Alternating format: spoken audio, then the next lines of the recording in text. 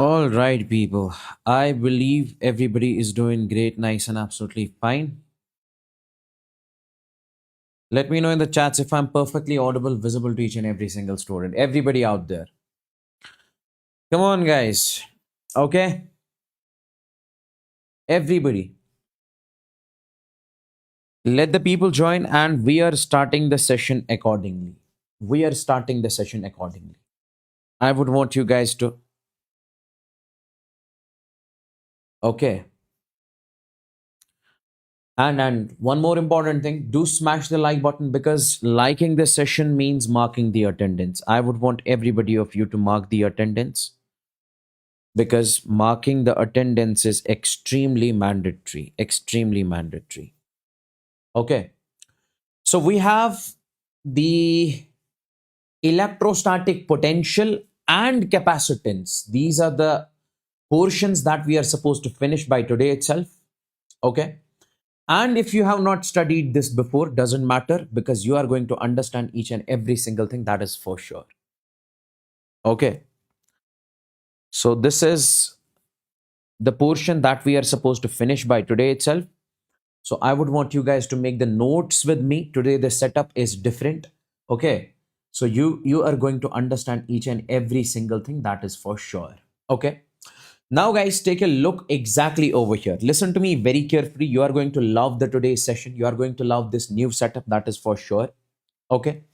So we are supposed to finish the potential portion. We are supposed to finish the capacitance portion. These are the two portions that we are supposed to finish in the today's session. Okay. Yes, that is what we are supposed to do.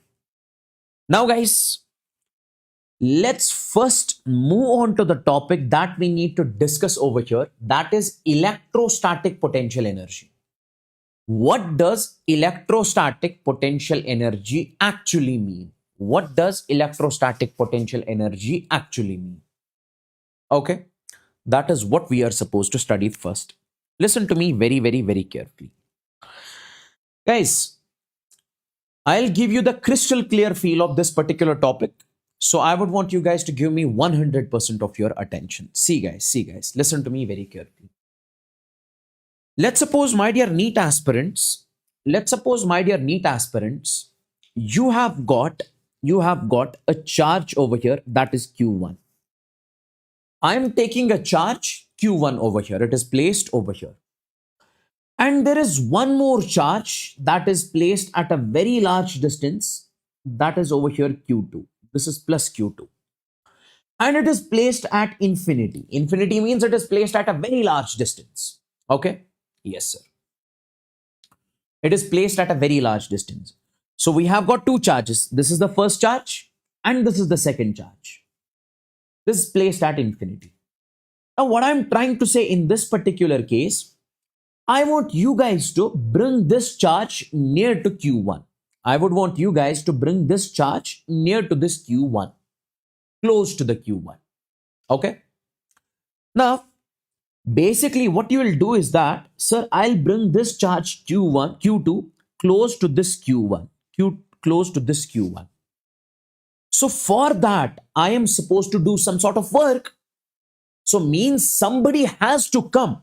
He has to take this charge from this point to this point. So I have to take this charge Q2 over here from infinity to r distance. Okay. Let's suppose now the distance between the two is r. Now the distance between the two is r. What I'm trying to say in this particular case, you have got the charge Q2 which was at infinity. You are supposed to bring this charge from infinity to r distance because this distance is r over here. Okay. Yes. Now, my dear friends, for that you have to do some sort of work. Now, if I ask you, where is that work going to go? Where will that work go? Sir, will that be wasted? Let me just give you the simple example over here. Listen carefully, guys. Listen carefully. Let's suppose this is the surface of Earth. This is the surface of Earth. This is the surface. Listen, please. I would want you guys to listen to me very carefully. This is the surface. And on the surface of Earth, I am placing an object something like this. This is the object placed on the Earth. And if I ask you how much is the potential energy of this object, you usually say, sir, it is zero on the surface of Earth. Now, if you are lifting this object till height h, if you are lifting this object till height h, I am asking you how much is the potential energy at height h. You say, sir, mgh. Now, if I say who lifted the object from surface to height h, sir, it is me. Who am I? I am the external agent. So I have to do the work. I am lifting the object. Like this object is on the surface. I am lifting the object, okay, till height h. I'm doing the work. I'm doing the work. So means on lifting the object from surface to height h. So we say I'm doing the work done. I'm doing the work done.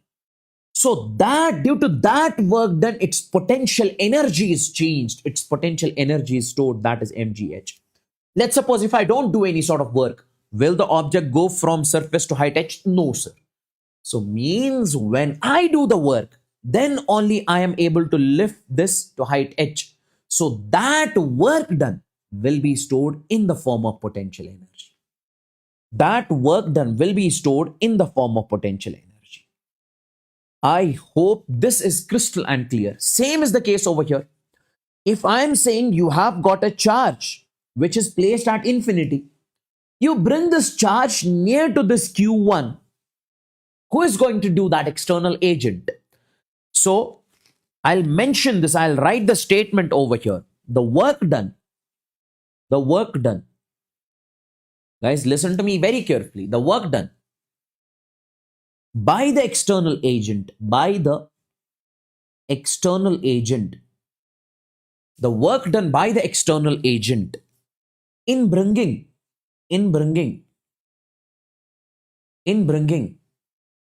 the charge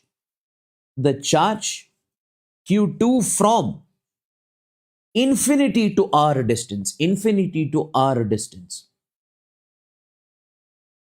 Okay. The work done by the external agent in bringing the charge Q2 from infinity to r distance is stored in the form of potential energy between the two charges. So from now onwards, if somebody says, how is the potential energy stored in a body? You say, sir, because of the work done. When we do the work done, like you lifted the block in this case from surface to height h. So that work done is stored in the form of potential energy mgh. Same is the case over here. While you were bringing the charge Q2 from infinity to r distance, you were doing the work done. That work done is stored in the form of potential energy. Please tell me in the chats.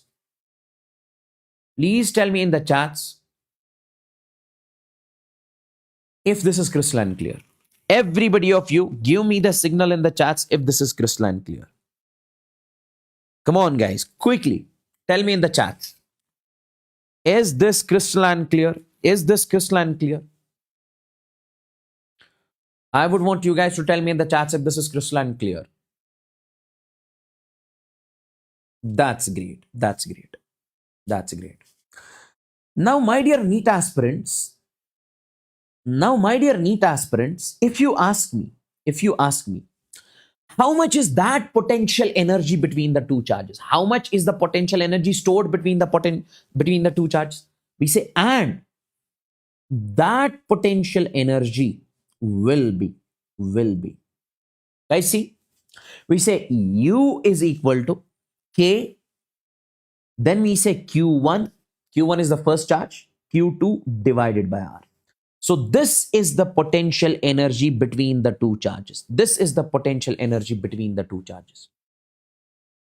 Okay. So basically on bringing the charge from infinity to R distance, you have to do some sort of work. That work done is stored in the form of potential energy, and this is the potential energy between the two charges. KQ1, Q2 by R. Absolutely, sir. We understood each and every single thing. Now, guys, one more important thing I just want to say. See, guys, at point infinity, we assume potential energy to be zero. Like here, we assume potential energy on the surface to be zero. Same is the case over here. At point infinity, we are assuming potential energy to be zero. Yes, sir. Understood, sir. 100%, sir. Now, if potential energy at infinity is zero, when you did the work in bringing the charge from this point to this point, so that work done is stored in the form of potential energy, K, Q1, Q2 by R, means potential energy is changed. So can I not write over here? Can I not write over here? Listen carefully. We say, so due to the work done, due to the work done by external agent, can I not say potential energy is changed? Absolutely, sir. I can say it 100% correct. So mathematically, we write it like this. Work done by external agent is equal to change in potential energy. Work done by external agent is equal to change in potential energy. This is the work done by the external agent. Okay? Because due to the external agent, work done is changed. Because at infinity it was zero. Now, at R distance it is K, Q1, Q2 by R. So you can write it like this also. Work done by external agent is equal to final potential energy minus initial potential energy. Absolutely clear, sir. 100% clear, sir. Yes. Now, my dear NEET aspirants, listen to me very carefully. Listen to me very carefully. Listen to me very carefully. I would want you guys to understand this point. Let's suppose you were bringing the charge Q2 from infinity to R distance. Listen carefully. We said there are two forces which are acting on this Q2. Guys, let's suppose this is Q2. First one is, guys, this Q1 is applying the electrostatic force on Q2. Yes, sir. That will be in this direction. Okay, this is electrostatic force. And if you are bringing the charge close to Q2, you are applying the external force. You are applying the external force. Okay, you are applying the external force. Now, my dear NEET aspirants, please listen to me very carefully. So, if you say, and here, we say here, value of this external force is exactly equal to value of the electrostatic force. Please remember this very carefully. Sir, while you were bringing the charge Q2 from infinity to R distance, this external force is exactly equal to electrostatic force. Means you are bringing the charge slowly so that kinetic energy will not change.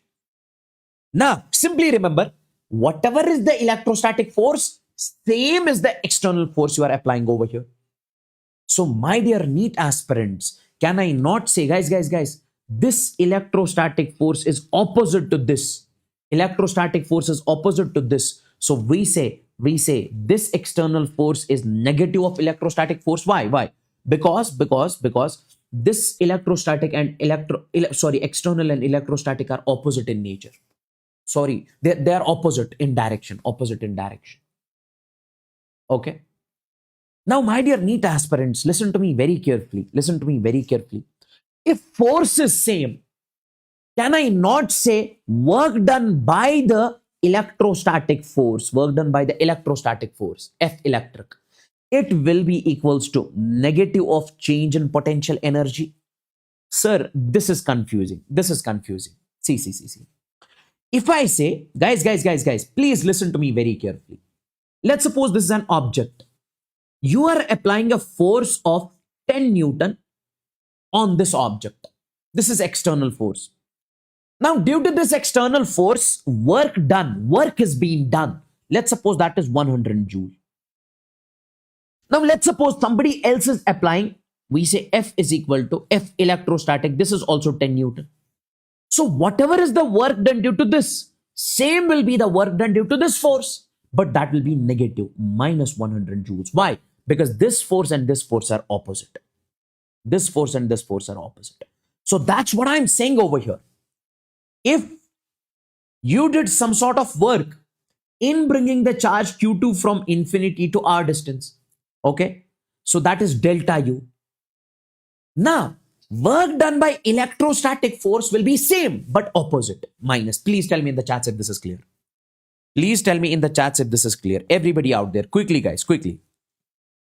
Tell me in the chats if this is crystalline clear.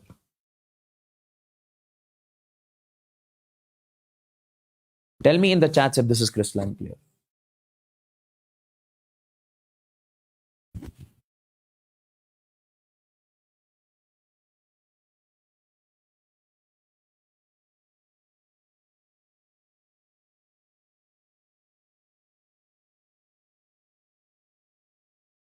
See. Guys. You can directly remember one thing. See. It is not something which is difficult. This is charge Q1, this is charge Q2. When you bring the charge near to this Q1, you are supposed to do the work. Due to that work, potential energy is changed. That's it. Why? Because at infinity, potential energy is zero. Here, potential energy is something. So, due to external work done, we say potential energy change is positive. And due to work done by electrostatic force, we say potential energy change is negative. That's it. That's it. Change in potential energy is going to be negative. That's it. That's it. Okay? Yes. Now, my dear NEET aspirants, listen to me very carefully. So, two things you guys are supposed to remember over here. Work done by external force is equal to change in positive of change in potential energy. Work done by external force is positive of change in potential energy. Work done by electrostatic force is negative of change in potential energy. Please remember it directly. That's it. Okay. Now, guys, listen to me very carefully. Listen to me very carefully. I would want you guys to understand one more important thing. What is that? See. Guys, let me first tell you, listen to me very carefully. Listen to me very carefully. Let's understand work done first. What does work done actually mean? Let's understand work done. Let's suppose you have a box over here. Okay. On this box, you are applying some sort of force. This is the force which you are applying on the box. And due to this force, we say this box is displaced by a displacement S. Due to the force, the displacement of the box is S. We say work has been done over here. Sir, work is force into S into cos of theta. This is how you define work. Force F dot S cos of theta, Fs cos theta. This is work done by the external force. Now, my dear NEET aspirants, if the block is moving forward, we say frictional force will be acting in the backward direction. So this was work done by external force. If I say what is the work done by friction, you say work done by friction will be, guys, see. That is frictional force is F, displacement is S. What is the angle between frictional force and displacement? That is 180. So cos of 180. Cos 180 is minus 1. So work done by frictional force is minus F into S. And this will be plus F into S. Why? Because here value of cos is theta is 0. Between this external force and S. Because displacement is forward, friction is backward. External force is forward, displacement is forward. That's why angle is 0. Let's suppose if I ask you, sir, small work done. Small work done. Listen carefully. You have got a box over here. You are applying some sort of force on the box. Now, due to this force, this box is displaced by a small distance, I would say S.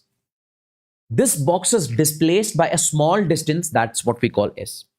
Or I would say ds, small displacement.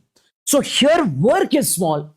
Why? Because block is displaced by small amount. So we say dw is equal to force into small displacement ds.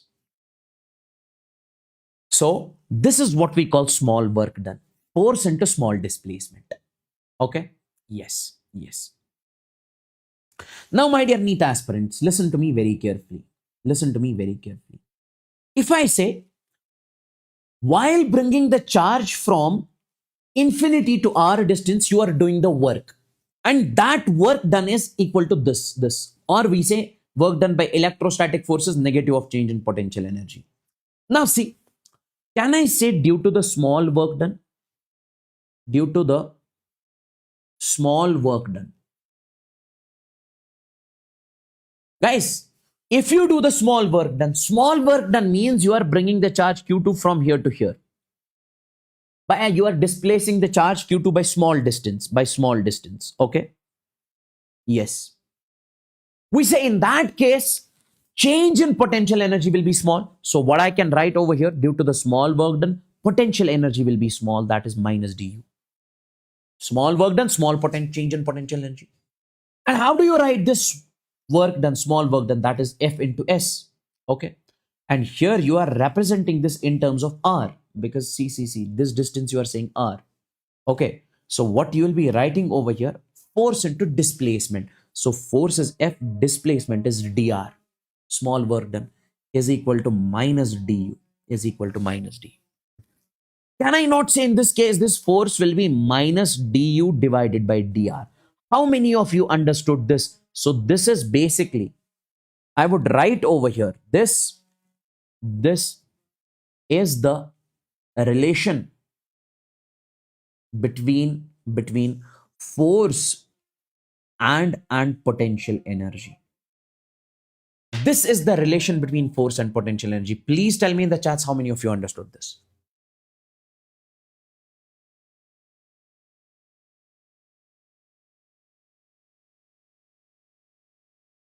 Quickly guys. Please tell me in the chats. I can repeat it also, but I need the clear signal in the chats if this is crystalline clear.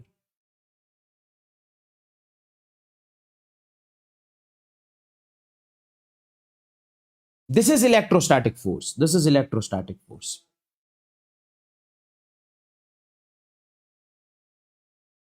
This is electrostatic force.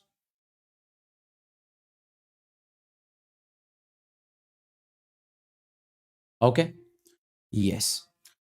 So my dear NEET aspirants, till now, what did I tell you? Listen to me very carefully. I am going to repeat it in just 2 minutes.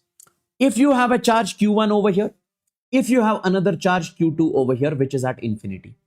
Okay. If you have charge Q1, if you have charge Q2, which is at infinity. If you are bringing this charge near to this, okay, like over here, this Q2, you are supposed to do some sort of work. You are supposed to do some sort of work. And due to that work done, potential energy will be changed. Yes, sir. Directly remember. Now, this is work done by external force. If I say work done by electrostatic force, then this will be negative of change in potential energy. Yes. And my dear friends, if you displace this Q2 by small distance, then small work will be done. So that is dW is equal to minus du. Then small change in potential energy will be there. Potential energy will change by small amount. So this small work done is F dot dr is equal to minus du. This force will be minus du divided by dr. Done and dusted. This is what we have studied till now. Okay? Yes. I hope this is crystal and clear. So my dear NEET aspirants, from now onwards, you'll remember that if you bring the charge from infinity to r distance, you have to do the work done. Due to that work done, potential energy is stored, and this is the potential energy between the two charges, k q1, q2 by r. So from now onwards, if you have two charges, like potential energy of the two charge system, from now onwards, if you have two charges, q1 and q2, and distance between them is r. If somebody says, how much is the potential energy between the two? You say potential energy between the two is k q1, q2 by r. As simple as that. This is going to be the potential energy between the two charges. Like, let's suppose you have this question. What does the question say? Find the net potential energy of the system. System is this. Take a look at the system. This is the system. There is a triangle.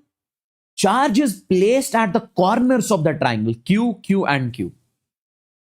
You are supposed to find net potential energy. Listen carefully. When it comes to the net potential energy, my dear NEET aspirants, when it comes to the net potential energy, you simply say, guys, whenever you have two charges, potential energy is k, q1, q2 by r. Here you have these two charges, potential energy between these two charges is k, Q1 is Q, Q2 is Q, so KQ square. Divided by, this side is L, distance is L. Then you write potential energy between these two charges. That will be also plus KQ square by L.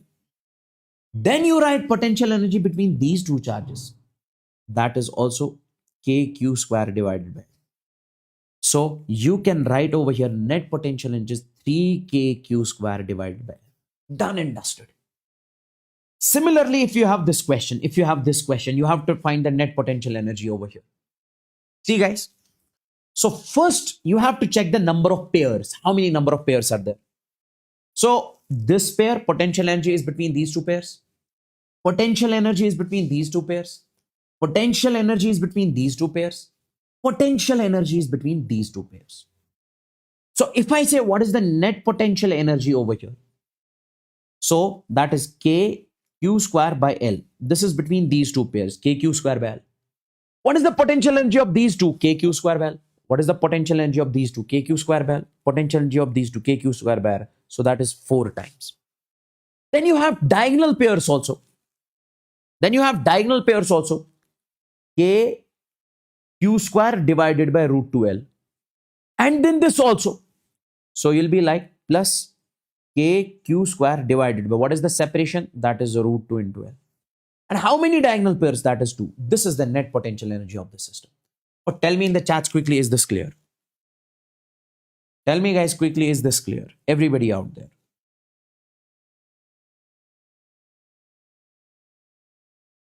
Quickly guys.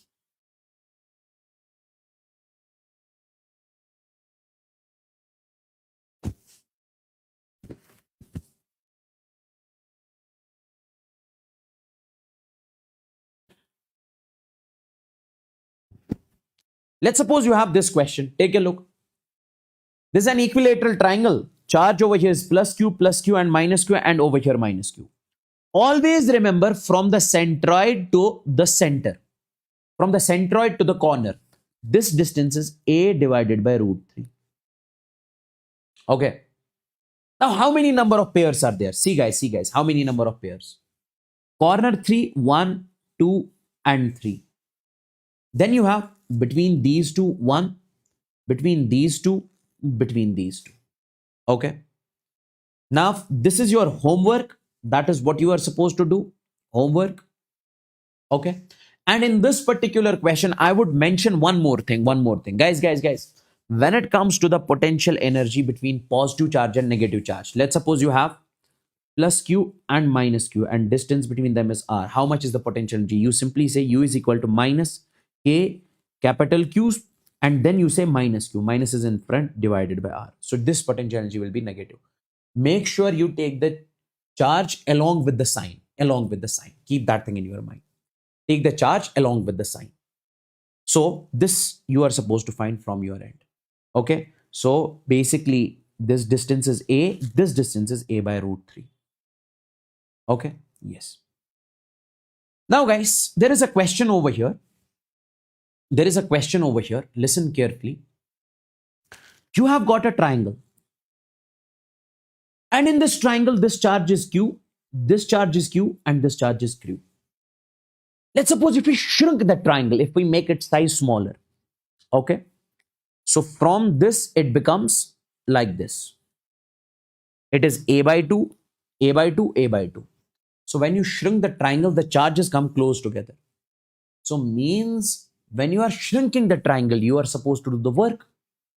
And in this particular case, we are bringing the charges closer. Find the work done by external agent. How much work is done when you bring the charge closer? Guys. Whenever you see the question of work done, you use the formula. Work done is equal to change in potential energy. And we say work done is equal to final potential energy minus initial potential energy. Now see guys, finally the system looks like this. So how do we write the final potential energy? See, potential energy between these two, potential energy between these two. That is 3 times of KQ square upon A divided by 2, because distance is A by 2. Three pairs, na? So 2 into 3 is 6. So this is 6kq square divided by A. And what is initial potential energy, guys? Initial potential energy, kq square by A, kq square by A, kq square by A. So that is going to be 3kq square divided by A. Okay. Now, guys, when it comes to the work done, you say final potential energy. That is 6kq square divided by A. You see, final potential energy is 6kq square divided by A minus initial potential energy. That is 3kq square divided by A. Now 6 minus 3 is 3. So 3kq square divided by A is the work done. Guys, tell me in the chats if this is clear.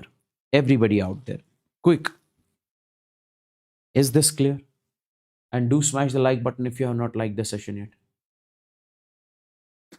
Tell me, guys, quickly, quickly, quickly. Tell me. I'll get some water. Just a minute.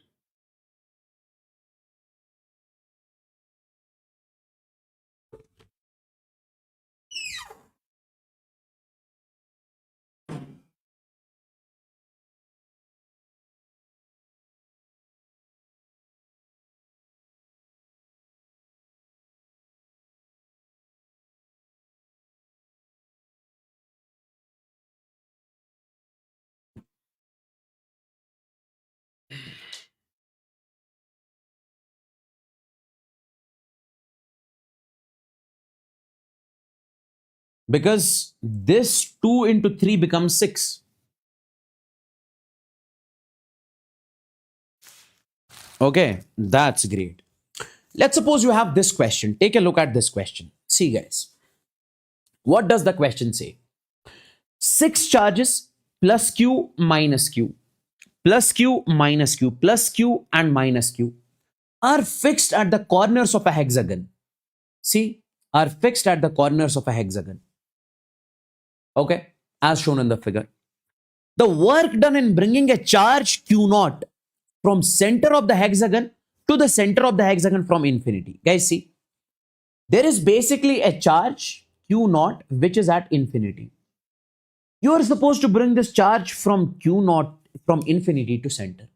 How much work is being done? Arey, sir. We'll solve this in seconds. Whenever you have the question of work done, you simply say work done is equal to change in potential energy. As simple as that, delta U. Now that is final potential energy minus initial potential energy. Take a look, guys. We say initially charge is at infinity. Okay. So I can say U initial is equal to U infinity is equal to 0. Because at infinity we assume potential energy 0. Finally, potential energy is at the center. It is at the center finally. Now, how much is the final potential energy? See, guys. This distance is d. Always remember, this distance is also d. From center to this corner, this distance will be also d. Even this is also d, d, d, d, d. Let's write the final potential energy. Final potential energy will be between these two, one pair, between these two, second pair, between these two, third pair, between these two, fourth, between these two, fifth, between these two, sixth. Now, guys, see. Let's write. So U final, I'm going to write over here. First, we'll write between these positive, positive, positive, positive, positive, positive. So that is 3 times of K capital, this Q and Q naught divided by D. Then we write the potential energy of these negative charges. Negative, positive, negative, positive, negative, positive. So it will be minus 3K Q naught divided by D. Now this and this will be cancelled. So U final is also equal to 0. Array, sir. So U initial is 0. U final is also equal to 0. So what is going to be the work done in this particular case? That is 0. So option 1. Oh, clear? Oh, tell me quickly in the chats. I hope everything is crystalline and clear. Tell me quickly in the chats.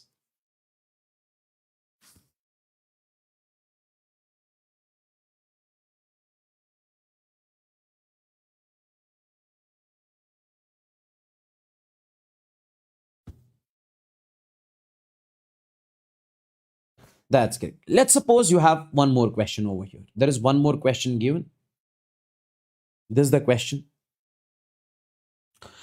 In the electric field of charge Q, in the electric field of charge Q, okay, another charge is carried from A to B, A to C, A to D, A to E.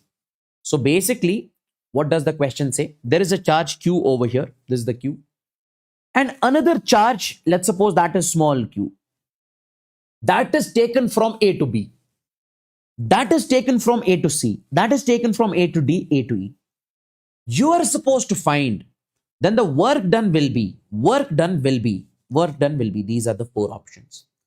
Okay, now guys, tell me one thing. Tell me one thing.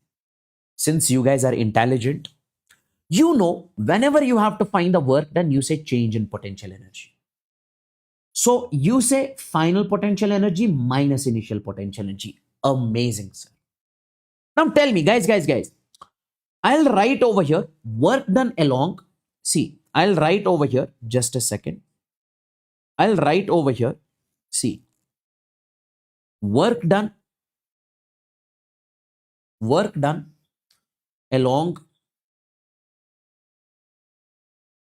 along AB. Work done along AB path. So when the object is traveling from A to B, see. We say initially it is at A, finally it is at B. Now, if it is initially at A, what is the potential energy initially, sir? Between the two, we always define potential energy between the two charges. So it will be K capital Q small q divided by this distance, that is radius R. Okay. So it'll be like U is equal to K capital Q small q divided by R. And finally, when it reaches B, sir, between B and this point, this distance is also R. So finally, potential energy will be, this is final. Initially will be also K capital Q small q by R. Oh, finally, guys, this distance is also R, this distance is also R. So when the charge is here, potential energy is K capital Q small q by R. When the charge is finally here, K capital Q small q divided by R. So what is going to be the work done in this case? Work done will be 0. Final potential energy minus initial potential energy. Work done will be 0 along AB path. Let's find work done along AC. Work done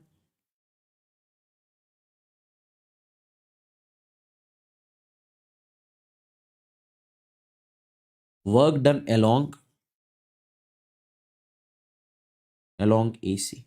See guys, AC initially charges at point A, finally charges at point C.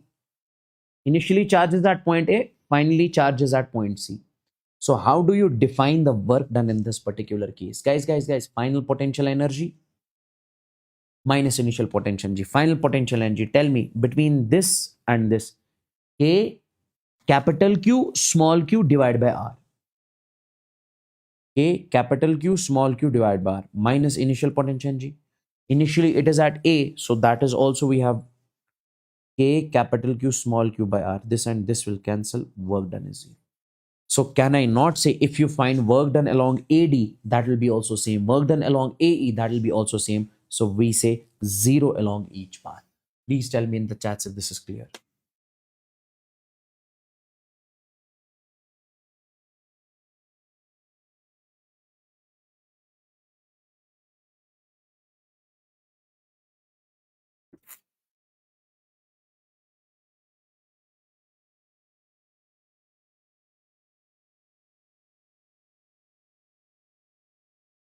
Oh, clear. I need the signal in the chats. You are supposed to find potential energy between this charge and this charge. Don't say 2R. It is only R. It is only R.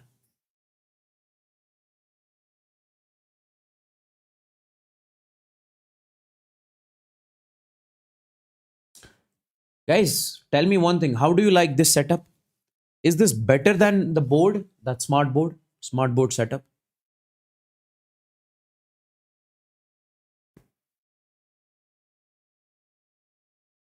Is it better? Are you able to understand properly with this setup? Is it better or smart board is better?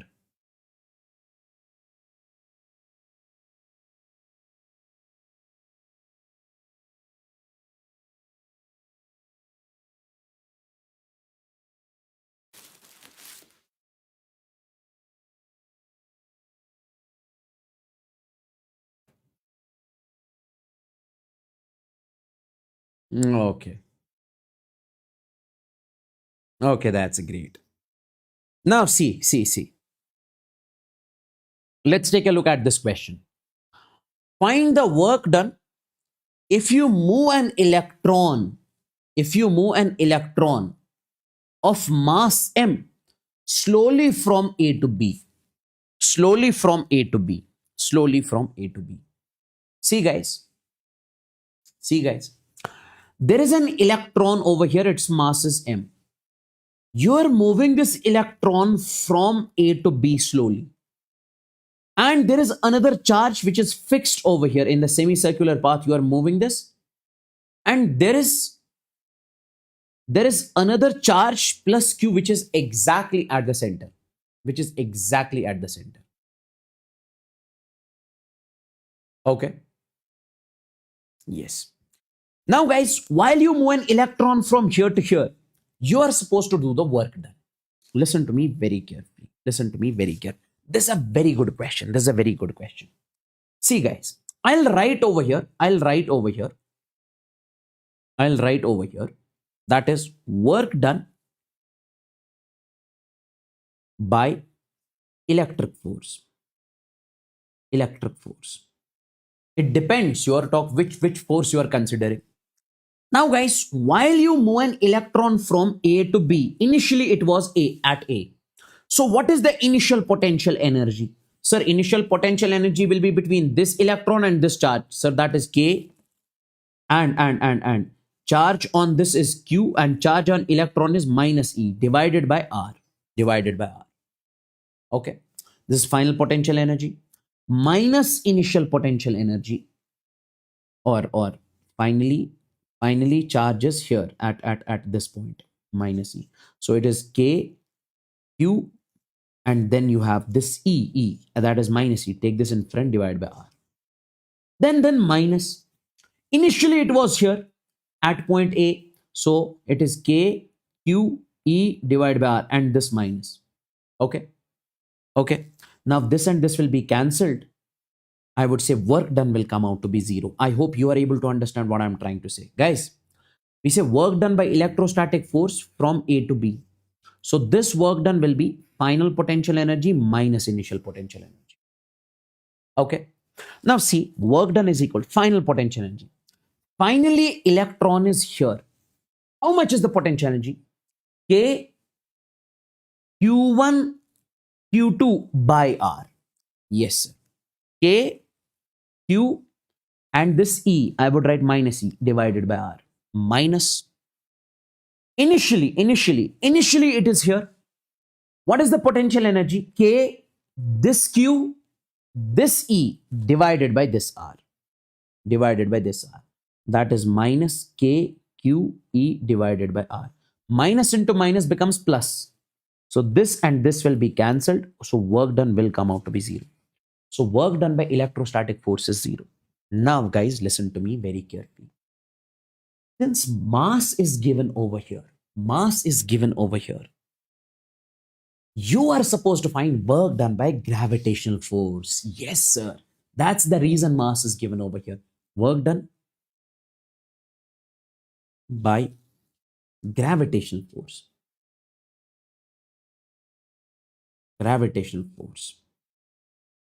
We are supposed to find work done by gravitational force. Guys, listen please carefully. We assume this to be surface. On the surface, how much is the potential energy? 0. So final potential energy is 0. Sir, work done by gravitational force. It will be, sir, you need to put the negative sign over here because if you are finding work done by electrostatic force, still work done will come out to be 0. Now work done by gravitational force. So it will be also negative of change in potential energy. Yes, sir. Same formula. Yes, sir. Same formula. Valid everywhere. Now see. You say, sir, that is minus, it is final potential energy minus initial potential energy. That is minus. What is final potential energy? Finally, it is on the surface, that is zero, minus initial potential energy. Guys, it is at what height? This is the height, that is 2r. So potential energy at height h is mgh. So it is going to be m is mass, g, and then we say 2r. Minus into minus is plus. So this is 2mgr. This is the work done. How many of you understood this? Please tell me in the chats quickly. So here work done by electrostatic force is zero, but work done by gravitational force is not zero. So we were supposed to find the gravitational force. Why negative? Because I told you here only, whenever you find the work done by electrostatic force is considered to be the conservative force. Like whenever you see work done by electrostatic force, work done by spring force, work done by gravitational force, these are the conservative forces. We put the negative sign in front, like you have this. Please remember it.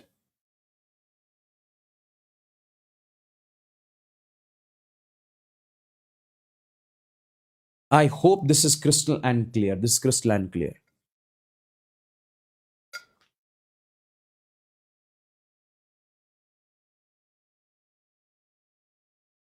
Is that clear?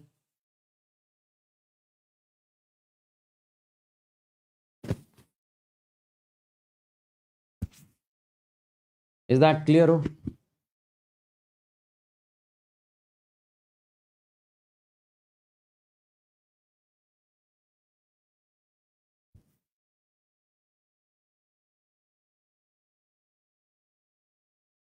Yes, because conservative force is opposite to the external force. That's why we consider it negative.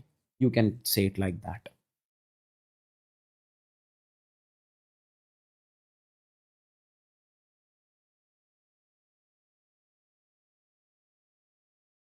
Okay. Now, guys, take a look. Let's understand the concept of electric potential. Listen carefully. Let's suppose if you have a charge over here, that is Q. Okay. Yes. And there is another charge which is here, that is this Q. If I say bring this charge near to this, bring this charge close to this charge. Okay. Bring this charge close to this charge. So if you are bringing the charge close to this charge, means you have to do some sort of work. Yes. And this charge is at infinity. At infinity, we assume potential energy to be zero. So you are bringing this charge from infinity to this r distance. You have to do the work. We studied recently. But right now, I am saying this is 1 coulomb charge. How much is the value of this charge? 1 coulomb. So this is what we call unit positive charge. Unit positive charge. Now, if I say, sir, how much is the work you guys are supposed to do in bringing the charge from this point to this point? So, and where will that work go? The amount of work which you use in bringing the charge from infinity to r distance, that will be stored in the form of potential energy. Okay. Now guys, we say that potential energy will be K, capital Q, small q divided by R. Yes, sir. What is the value of small q? 1. You can write it like this, K, capital Q divided by R, because value of small q is 1. Now this. What is this? This is the potential energy stored when you bring the charge 1 coulomb from infinity to this point. And this potential energy is what we call potential, and we represent it with V. So what are you trying to say is that potential is nothing but potential energy only. But it is stored when you bring 1 coulomb charge from infinity to that point. Okay. See. I write. What is the definition here? potential energy definition. The work done by the external agent in bringing the charge Q2 from infinity to r distance is stored in the form of potential energy. Here. We say the work done in bringing unit positive charge from infinity to r distance will be stored in the form of potential energy. And that potential energy is called potential. Okay. So it is the amount of energy, it is the amount of work done in bringing 1 coulomb charge from infinity to that point. Okay. So I'll write over here. It is the amount of work done in bringing, it is the amount of work done in bringing 1 coulomb charge, or I would say unit positive charge from infinity to r distance. How much amount of work is being done in bringing the charge from infinity to r distance, as simple as that.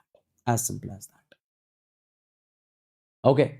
And that work done will be, that is K capital Q divided by R. This is the potential. Sir, in reality, it is potential energy. Yes, but potential energy of 1 coulomb charge. Potential energy of 1 coulomb charge. Is this clear?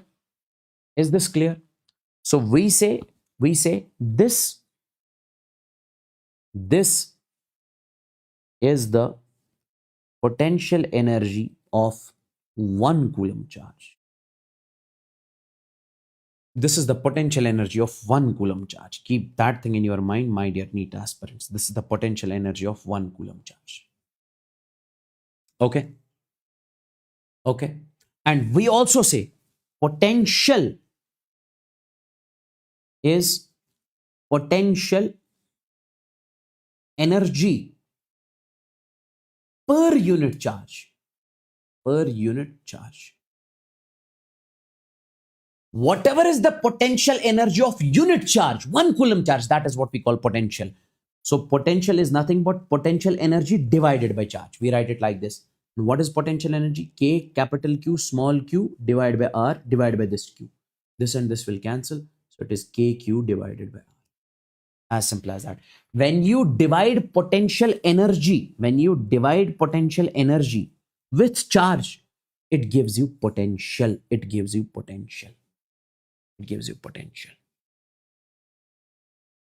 Is that clear? Tell me, is that clear? Quickly in the chats.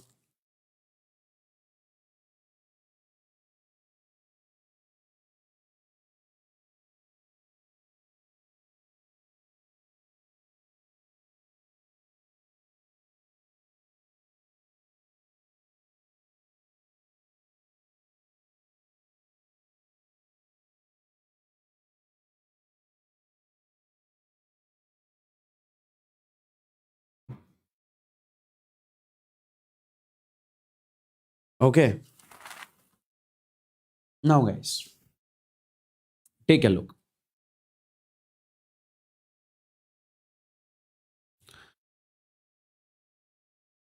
Now, guys, listen to me very carefully.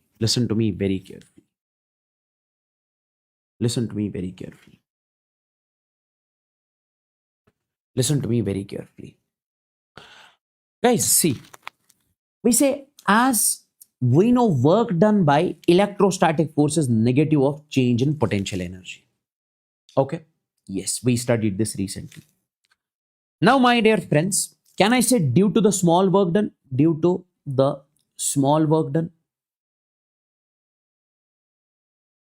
We say dW, due to the small work done, there will be small change in potential energy.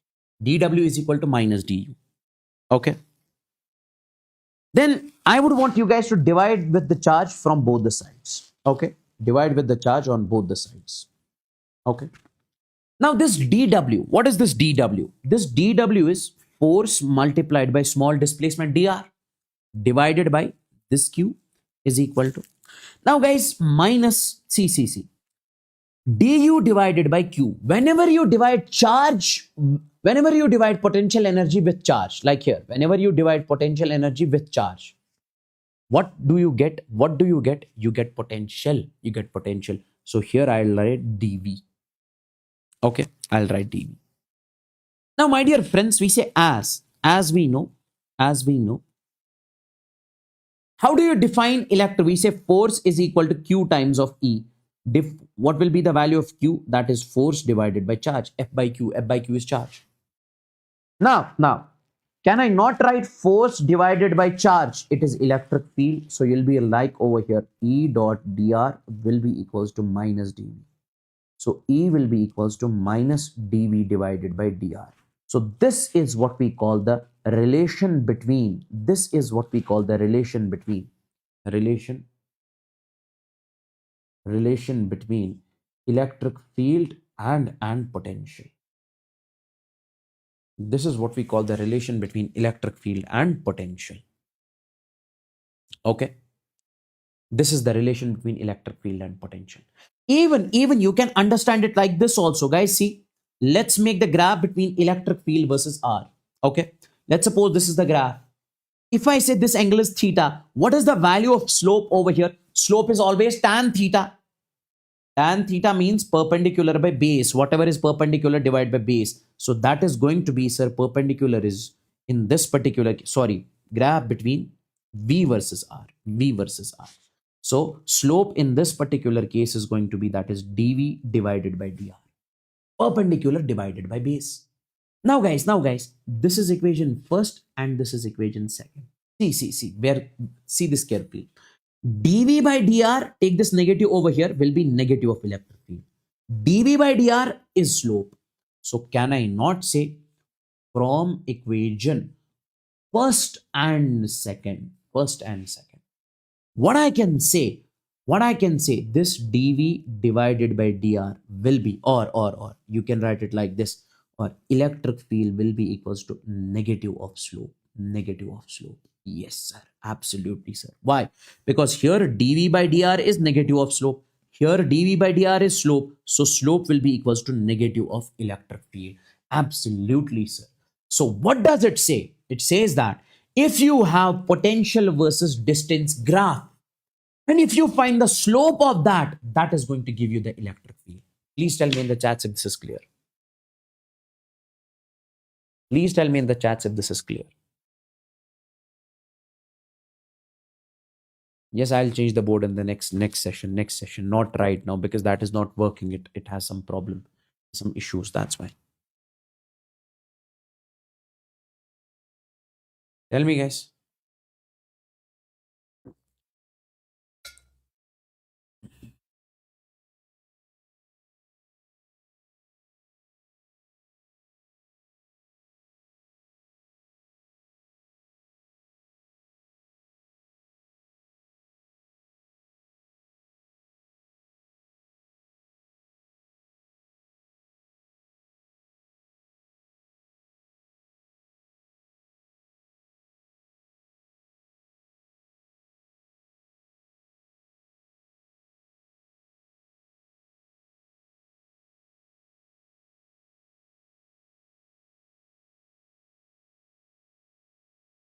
So basically, this electric field will be negative of slope.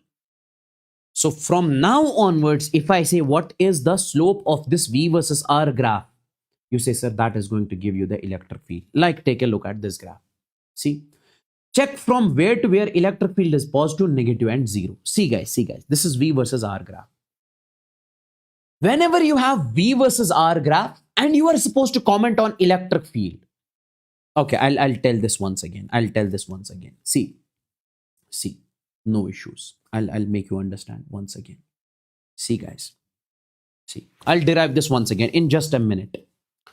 We say work done is equal to change in negative of change in potential energy. Work done is force dot displacement. If I say dw and this du, small work done, small change in potential energy will be equals to minus du. If I say divide with charge q, divide with charge q. Now F divided by Q is electric field into dr is equal to minus du divided by Q is dV. So electric field will be minus dV divided by dr.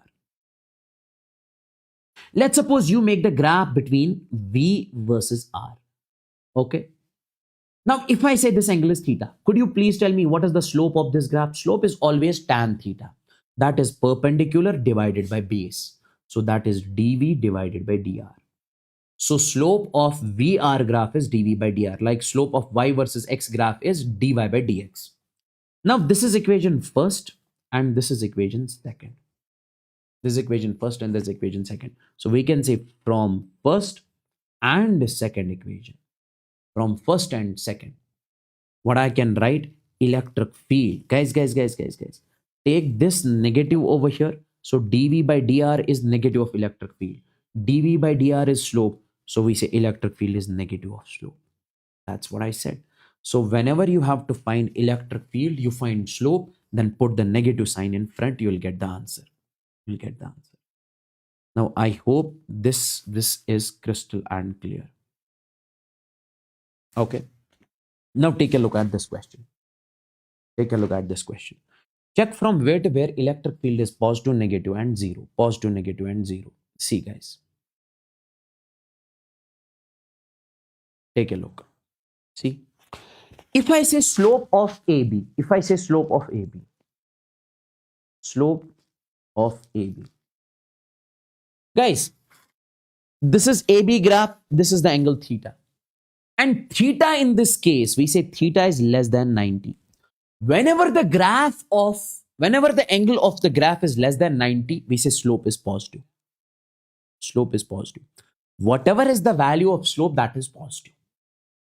And what is going to be the electric field? Electric field will be negative of slope. So if the slope is positive over here, so we say negative into positive. So electric field is coming out to be negative. Okay. So electric field is coming out to be negative and is constant. Sir, why constant? Why constant? Because there's a straight line. Slope of straight line is constant. Okay. Then from B to C, if I say slope from B to C, slope from B to C. Now guys, slope of this parallel line, its slope is 0. Its slope is 0. If slope is 0, electric field is negative of slope. So electric field from B to C is 0. Then from C to D, we say slope of CD. Now, if you take a look, my dear friends, over here, this is the angle theta and it is greater than 90, less than 180. So whenever this is the case, I would say slope in that case will be negative. If slope is negative, what I can say, electric field will be negative of slope, negative into negative. So electric field will be positive and constant. Why? Because it's a straight line. Now, even if you ask me, sir, make the graph also, I can make the graph also. I can make the graph also. I can make the graph in this case also. Okay. Now, guys, this is electric field graph. Okay. Now, from A to B, electric field is negative. Electric field is negative and constant. Okay. And then it says from B to C, electric field is 0. Then the graph will be on this line. Okay. Then from C to A, electric field is positive. Positive, constant. Negative, constant. And here it is 0. Please tell me in the chats how many of you understood this. Quickly in the chats.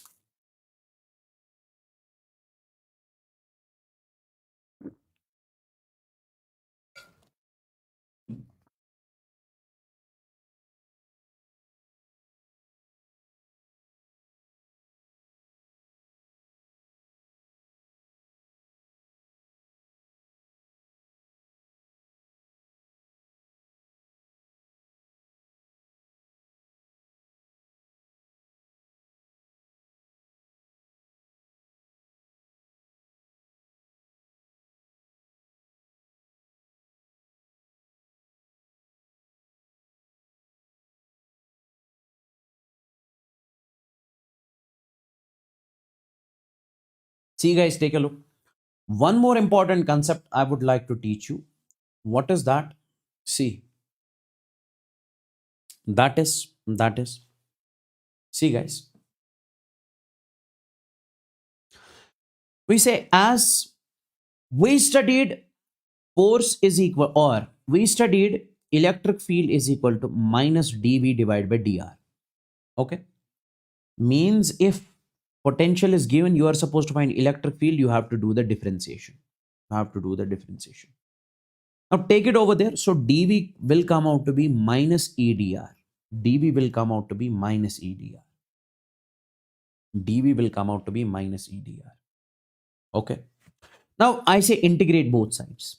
When you do integration on both the sides, integration of dV is delta V is equal to minus integration of EDR. Okay.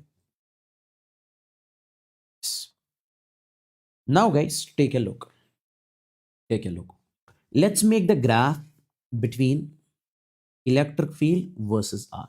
Let's suppose the graph is like this. If I ask you, what is the area under this graph? How much is this area?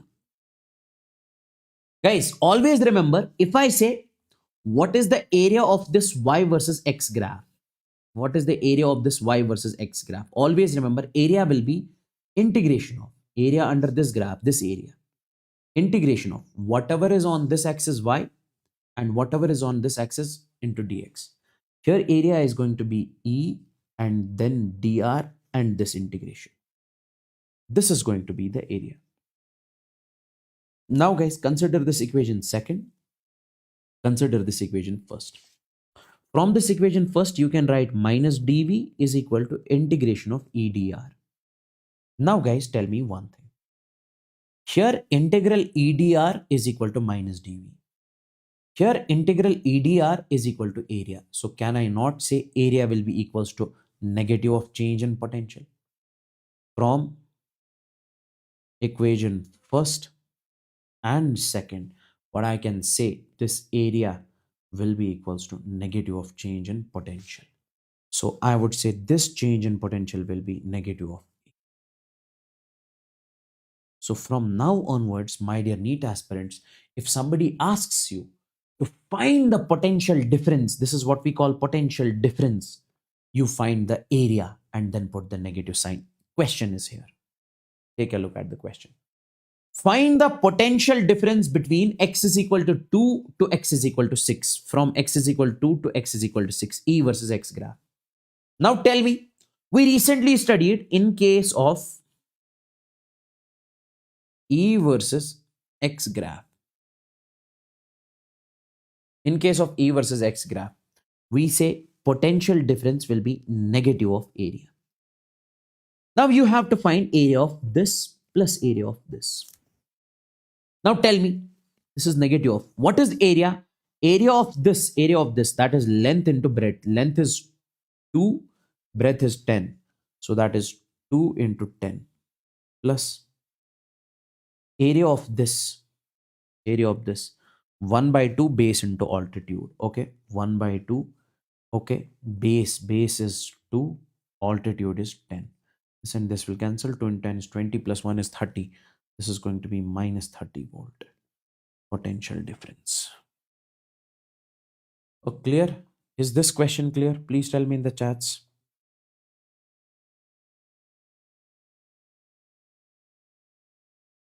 Is this clear?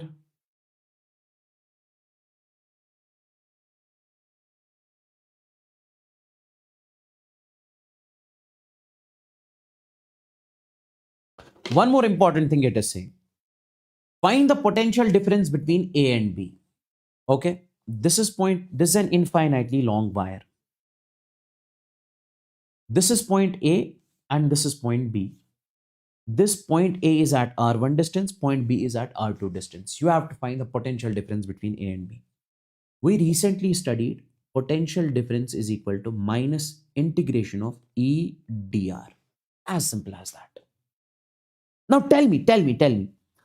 Since this is an infinitely long wire, due to an infinitely long wire, how much is the potential? How much is the electric field? Sir, we have studied electric field due to an infinitely long wire is simply that is 2k lambda by r. So delta V will be negative of 2k lambda by r because we have studied this. And then you say this dr. Now guys, you have to find potential difference from here to here. So apply the limit R1 to R2. This is R1 to R2. If you know the electric field, you have to find the potential difference. Simply use this formula. Now delta V will be equals to 2k lambda. It will come out integration of 1 by R then dr. Okay. And this is R1, this is R2. This is R1 and this is R2. Now this delta V will be minus 2k lambda integration of 1 by R. And we know that it is ln of R. So limit is R1 and this is R2. So it will be minus 2k lambda. 2k lambda. It is going to be ln of, we say, R2 divided by R1. Is that clear? Is that clear? Guys, tell me, is this clear?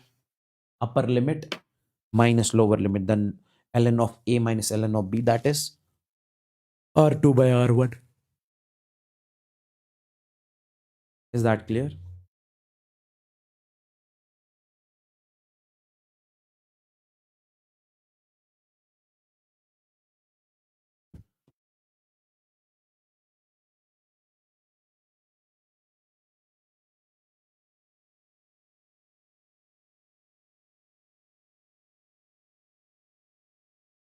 Now see guys, electric field is uniform in this case. You have to find what is the potential difference. What does question say? Find the potential difference between A and B. This is point A and this is point B. How do you find? Whenever you have to find the potential difference, it is negative of integration of EDR. As simple as that. Now delta V will be equals to negative of integration of. This electric field is uniform. Take this electric field out. Then you say dr. And what is integration of dr means, sir? This distance. That is d. So this will be minus E into this d. That is going to be the potential difference over here. That is going to be the potential difference over here.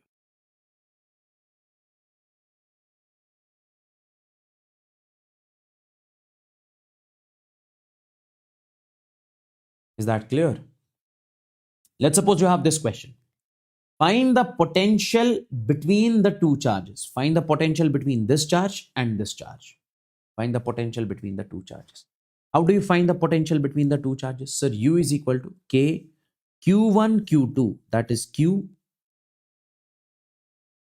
And this is minus Q divided by 2R.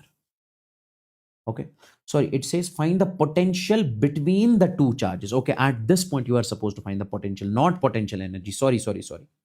Guys, tell me, if you have a charge, what is the potential due to a charge? If this is a charge at r distance, we say potential is kq divided by r. In reality, what we have studied, there was 1 coulomb charge at infinity. You took that charge from infinity to this point, and then you stored that potential energy. Then you stored that work done in the form of potential energy. That work done is actually this. But in nutshell, we simply say potential due to a charge, due to this potential will be A capital Q divided by R. Due to this negative charge, it will be minus KQ by R. This and this will be cancelled. So net potential is.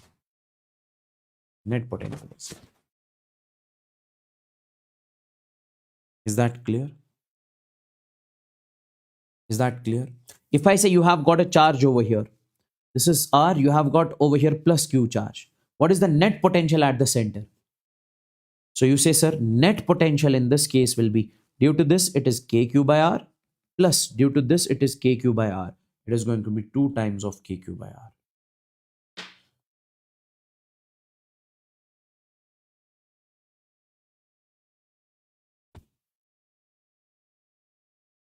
If the charge is negative, you have to mention the potential along with the negative sign. Keep that thing in your mind. You have to mention the potential along with the negative sign.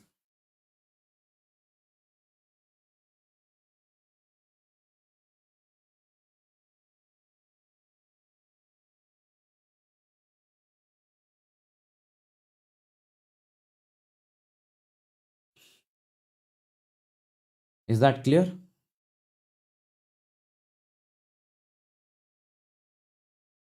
Okay. Now, guys, there is a concept that is, we say potential decreases in the direction of electric field. Potential decreases in the direction of electric field. Okay. Why is it like that? Let me just tell you why. Let me just tell you why. See, see, guys, tell me one thing. Tell me one thing.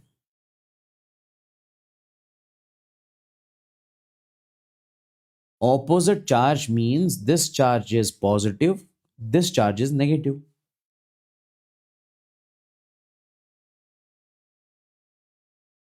Now, guys, see, let's suppose if you have a charge over here that is plus Q. There is another charge over here. There is another charge over here that is Q. You say, sir, due to this plus Q, we say electric field, direction of electric field is something like this. This is the direction of electric field away from the charge because charge is positive. Now, my dear NEET aspirants, in this particular case, if you bring this charge close to this capital Q, you have to do the external work done. You have to apply the external force. So means you are doing the external work done. And when you are doing the external work done, we say potential energy will increase. Now see, while moving opposite to the direction of field, you do work done, and due to that potential energy will increase. Now if you release this charge, due to the electrostatic force, it will be pushed away. So when it is pushed away, it will go away from this particular charge. We say its potential energy will decrease. So if potential energy decreases, we say potential will decrease because potential itself is potential energy per unit charge. So simply you directly remember, my dear NEET aspirants, potential decreases in the direction of electric field. Like.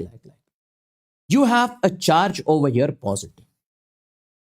And due to this positive charge, electric field is away from the charge. Due to the positive charge, electric field is away from the charge. Okay? Yes. Now, my dear friends, if I say this is point A, this is point B, at which point potential will be more? Simply, sir, potential at A is greater than potential at B. Why? Because potential decreases in the direction of electric field. As you move along electric field, potential will decrease. So VA is greater than VB. And electric field at A is greater than electric field at B. Why? Because near to the charge, electric field is large. Away from the charge, electric field is less. Okay.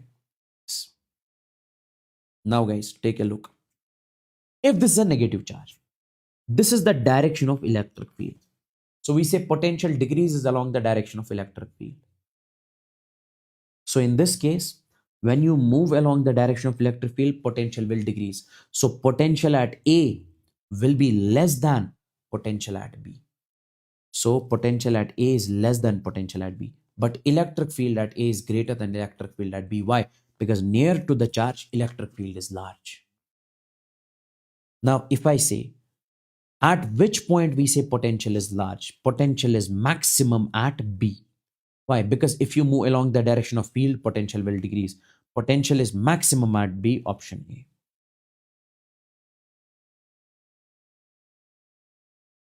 Okay. Is this clear? Please tell me in the chats. Is this clear? Please tell me in the chats.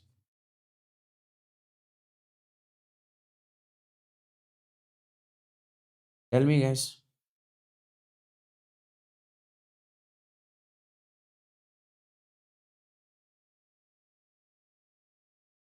Is this clear?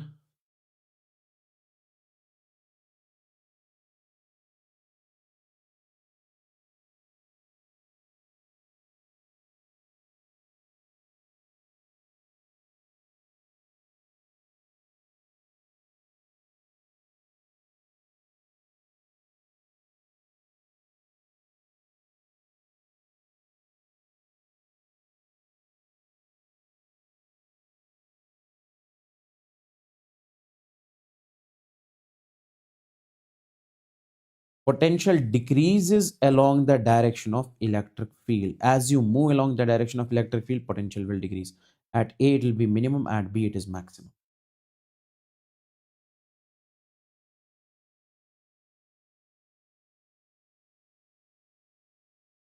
Now, guys, listen to me very carefully. See, let's suppose you have a question something like this. Guys, one thing I just want to say, whenever you have two charges, you define potential energy. Let's suppose Q1, Q2, and this is R. You say potential energy is K, Q1, Q2 by R. But whenever you have only one charge, you say potential, that is K, Q divided by R. Potential we can define for a single charge, but potential energy we cannot define for a single charge. Okay. Now, guys, take a look. Find net electric field and net potential at the center. This is the center. Let's find net electric field. Guys, electric field is a vector quantity. It has direction, magnitude, and potential is a scalar. It does not have the direction. It does not have the direction. Now, guys, take a look. Due to this plus Q charge at center, electric field is away from the charge. Then due to this positive charge, electric field at the center is away. Due to this plus Q, electric field at the center is away. Due to this plus Q, electric field at the center is away. This will be cancelled with this. This will be cancelled with this. So I can say net electric field is 0 at the center. Net electric field is 0 at the center. And when you say net potential, my dear NEET aspirants, listen to me very carefully. What is the net potential due to this charge at the center? See, I'll make you understand. At till center, if the side is L, how much is going to be this distance? This is L by root 2, half of the diagonal. So potential due to this plus Q will be KQ upon L divided by root 2. How much will be the potential due to this? KQ upon L by root 2. KQ upon L by root 2. KQ upon L by root 2. So it is 4 times. So it is going to be 4 root 2 KQ upon L. 4 root 2 KQ upon L. This is going to be the net potential at the center. Like here, if I say what is the net electric field at this I'll give you as homework. Okay. In this case, I am asking you find V net and E net at the center. Find V net and E net at the center. Okay. Similarly, this find potential at point A. You guys are supposed to find the potential at point A due to all the charges. Now see, guys, how much is the potential due to this charge? KQ by L. How much is the potential due to this charge? KQ by L. How much is the potential due to this charge? Minus KQ upon root 5L. How much is the potential due to this charge? Minus KQ upon root 5L. I hope you would be able to solve this also. This also I am giving you as homework. This is not a difficult question. I have shown you. Okay. Yes.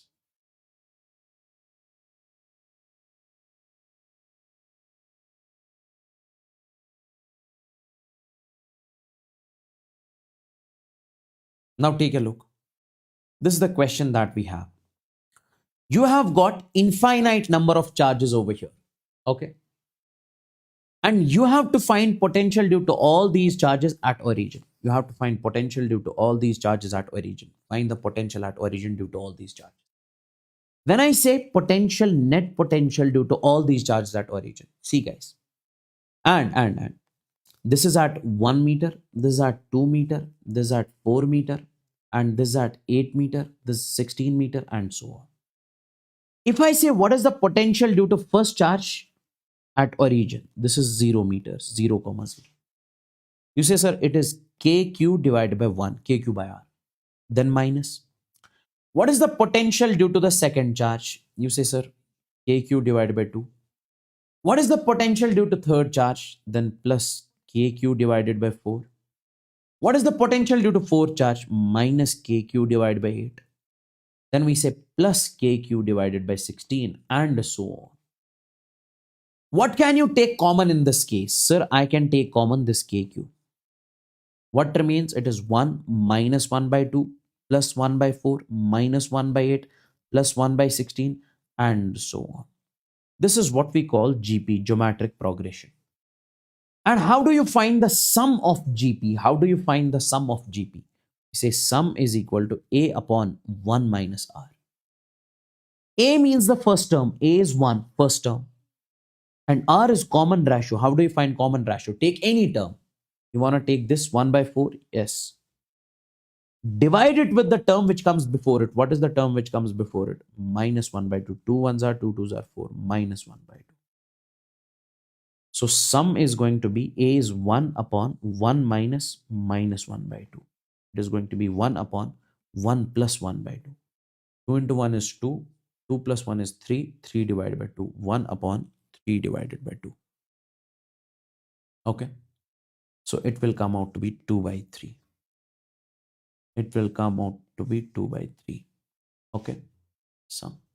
Now guys, once you got the sum of this, how do you find the net potential? Net potential will be KQ, and then sum of this is going to be 2 by 3. So that is 2 by 3 KQ. This is the net potential. Duration is going to be 5 hours. That's it.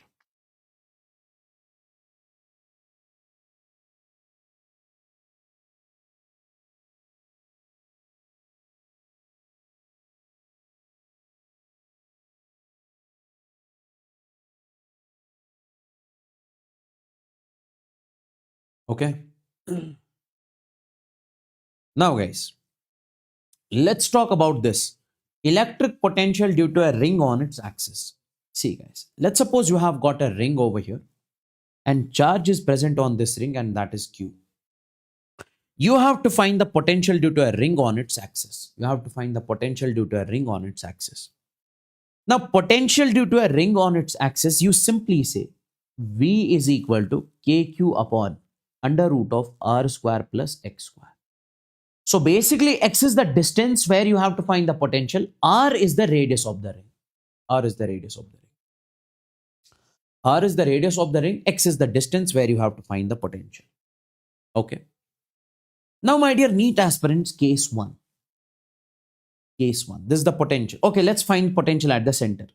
If I say at center, what is the value of X at center? What is the value of X at center? If you move towards the center, I think at center X is 0. So value of X is 0. So potential is going to be KQ upon under root of R square plus, I would say, 0. The square and root will be cancelled. V is going to be KQ divided by R. This is potential due to a ring. Potential due to a ring at center. This is the potential due to a ring at center. Now, my dear friends, if I say case 1, very close to the ring. Very close to the ring. This is the ring. This is the ring. And you are supposed to find potential very close to it. Very close to it means this. This is X and this is R. Just outside the center. In this particular case, we say X is much, much less than capital R. If X is much, much less than capital R, listen to me very carefully. Potential is going to be KQ upon under root of R square plus X square. Now guys, take a look over here. See, we say X is much, much less than R. Now this is, and if you do the square of a small quantity, it will become more small. Now in this particular case, you are adding a very small quantity to a very large quantity. When you add a very small quantity to a very large quantity, it does not create any difference. Because we measure the X from the center itself. If you move away from the center, X will increase. If you move towards the center, X will decrease. At the center, value of X is 0. Now guys, you are adding a very small quantity to a very large quantity. It does not create any difference. It is like adding a bucket of water to the ocean. Will it create any difference? It does not create any difference because ocean has got billions of liters of water. So what I can write over here, I can ignore x. So this r, this and will be cancelled. So kq divided by r. Now, another case is case 2. Another case is case 2. Very far from the ring.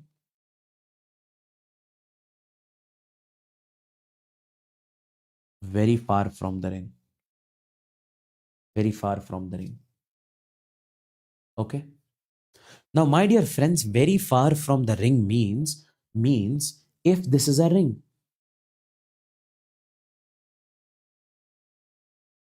If this is a ring, okay, this is the radius r, means you are supposed to find the electric field over here. This is x and this is r. In this case, r is much less than x. And when you find the potential, it is kq upon under root of r square plus x square, r square plus x square. Which one are you going to neglect, r or x? In this particular case, I am going to neglect this r. So I'll be writing over here, this is x square, square and root will cancel. It is going to be kq divided by x. So at center, potential is kq divided by r. When x is much less than r, in that case, potential is kq divided by r. When r is much less than x, that is very far. In that case, potential is kq divided by x. I hope this is crystal and clear to each and every single student out there. Tell me guys quickly in the chats. Then we'll move on to this question. Tell me quickly in the chats if this is crystal and clear.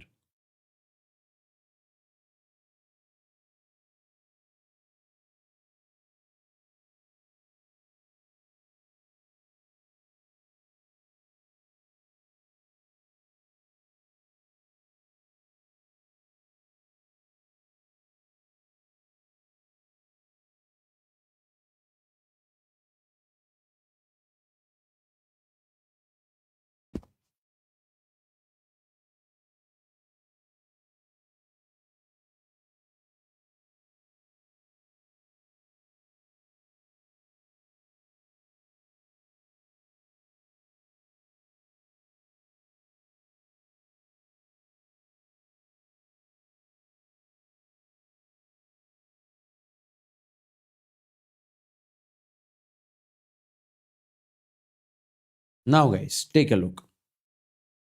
See, let's suppose this is a ring over here. Okay. This is another ring over here. This is another ring over here. We have to find the potential at point A. We have to find the potential at point B. See, what does the question say? Find the potential difference between A and B.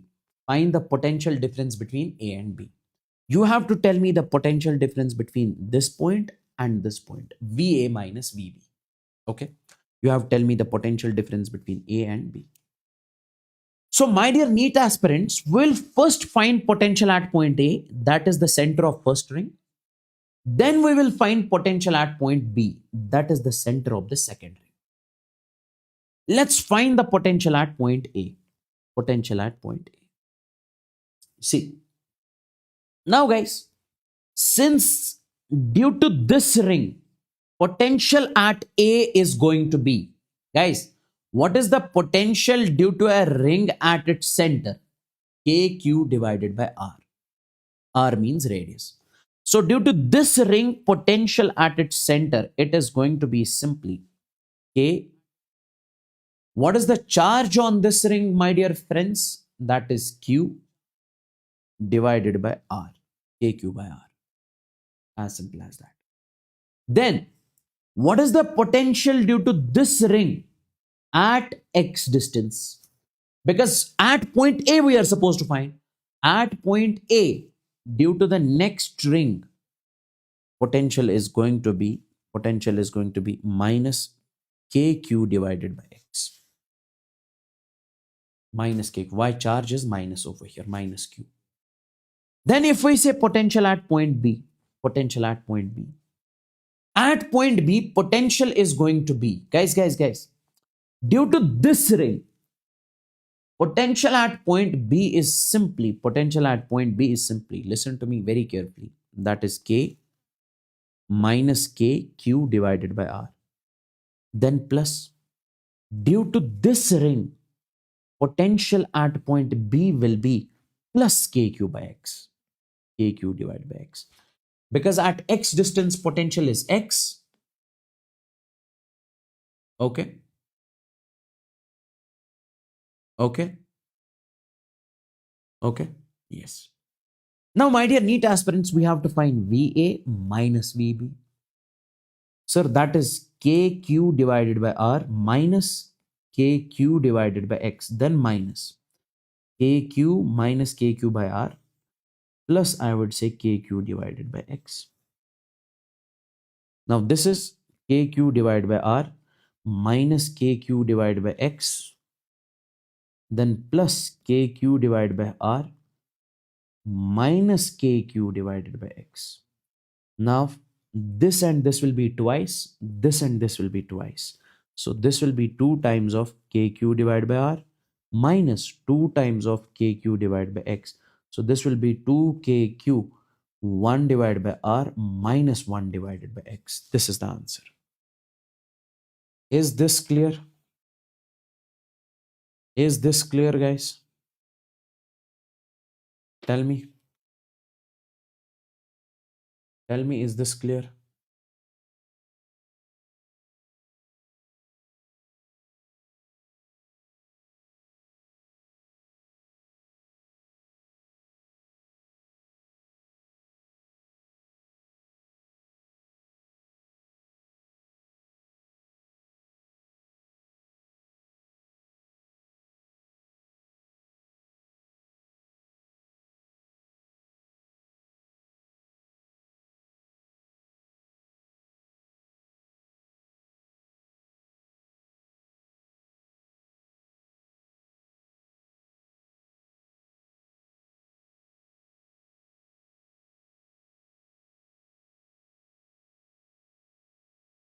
Now, guys, let's take a look.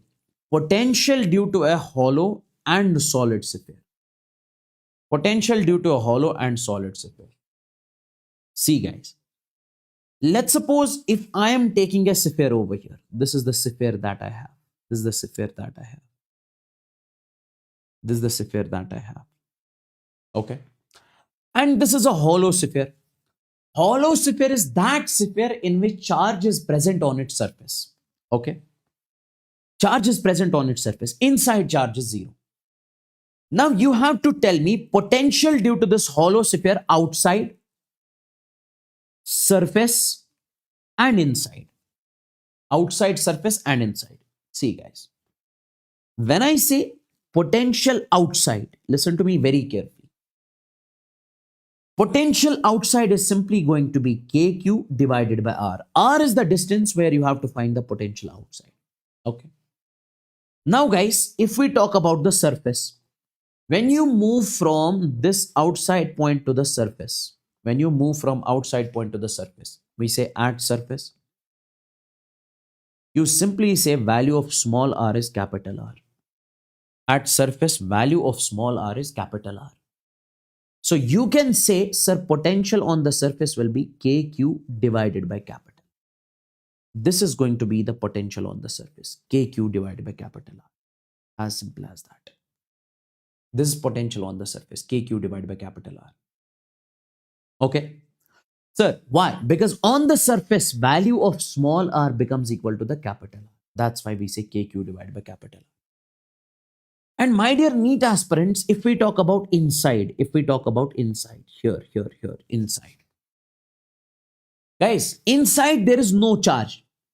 But in this particular case, we say, when we talk about inside, we say, whatever is the potential on the surface, same is going to be inside, KQ divided by capital. And it is constant. Why constant? Because K is constant, Q is constant, R is constant. This is also constant. Okay. So from now onwards, if you have a hollow sphere, in case of hollow sphere, charge is present on the surface. Potential outside at R distance, it is going to be KQ by capital R. Potential on the potential outside will be kq by small r. Potential on the surface will be kq by capital R. Potential inside will be kq by capital R, whatever is on the surface. If I plot the graph, if I plot the graph, that is V versus R. If I plot the graph, that is V versus R. Okay. Now, my dear NEET aspirants, in this particular case, if you plot the graph between V versus R, V versus R, V versus R, see, we say from center to surface, potential is constant. This is inside, this is surface, potential is constant. So the graph is going to be like this. This is inside and this will be surface. R is equal to capital R. So V is constant. This is inside. And when you move outside, we say potential is inversely proportional to small r. We say V is inversely proportional to small r. This is outside. This is outside. Okay. Okay. Okay. Is that clear, boys and girls? Is that clear, boys and girls? Tell me quickly in the chats. Tell me quickly in the chats. Now, you have solid sphere. You have solid sphere. In case of solid sphere, we say charge is present inside also. In case of a solid sphere, we say charge is present inside also. Now, guys, here also, we need to find the potential outside, surface, and inside. Let's find outside. Guys. Outside potential will be kq divided by small r. Q is the charge. Small r is the distance. Outside, you have to find the potential. It will be same as hollow sphere. On the surface, at surface, we say value of small r is capital R. So you say potential on the surface will be kq divided by capital R. Then, my dear NEET aspirants, when you talk about inside, potential inside the sphere, inside it will not be same, it will be different. What is that? See, it is kq upon. See the trick how you can remember this. Then we say 2r cube. Guys, always remember this capital R is radius. 2r cube. 2 is here, 3 is here. Now interchange the position of this 3 and 2. So it is going to be 3r square. Then we say minus small r square. See, guys, capital R is the radius. Small r is the distance inside where you have to find the potential. Small r is the distance inside where you have to find the potential. Okay? Yes. This is going to be the potential. This is going to be the potential inside in case of a solid sphere. Now, if somebody says, sir, at center, what is the value of r at center? Small r. Small r is 0 at center. Because when you move towards the center, small r will decrease, and here it is 0. On the surface, value of small r is capital R. So potential at center is going to be kq divided by 2r cube. Then it will be 3r square minus it is 0. Now r square and cube will cancel. So potential at center is going to be 3 by 2 kq divided by r. This is potential at the center of a solid sphere. This is potential at the center of a solid sphere. Okay. And by using this formula only, you can find the potential on the surface also. See. On the surface. What is the value of small r? Capital R. So put it over here. So what will you say? So potential on the surface will be kq upon 2r cube. Then we say 3r square minus r square. Because instead of small r, I'll write capital R. See, everything is same, only this is changed. Now, guys, this is going to be kq divided by 2r cube. 3r square minus r square. That is 2r square. R square cube 2. So it is going to be kq divided by capital R. This is the potential on the surface, which is true. Which is true. Is that clear? See, inside is simple. Inside is simple. kq divided by 2 capital R cube. Then interchange the position. Take this 3 here, take this 2 here. So 3R square. Just opposite of this.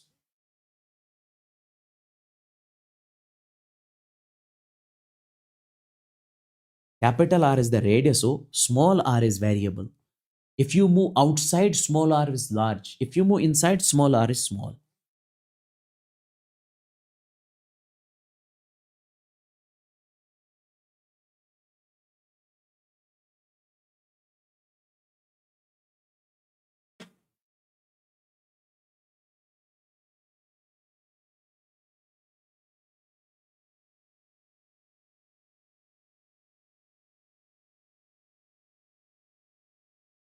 Okay. Then, my dear friends, potential due to a dipole. Potential due to a dipole. See, dipole means negative charge and positive charge separated by some distance. Equal and opposite charge separated by some distance. Always remember, when you take this, see, this is the dipole. This position is what we call the equatorial position. I have told you this previously also. This is called equatorial position.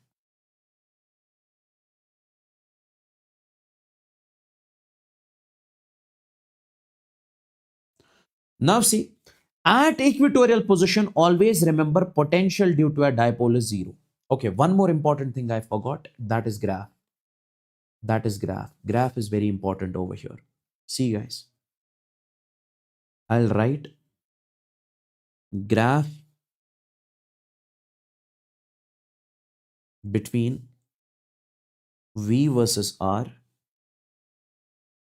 in case of a solid sphere. In case of a solid sphere, you have to plot the graph between V versus R. See guys, what is the potential at the center? T by 2 kq by R. What is the potential on the surface? kq by R. Which one is greater? Tell me guys, which one is greater? Center or surface? Center or surface? Tell me.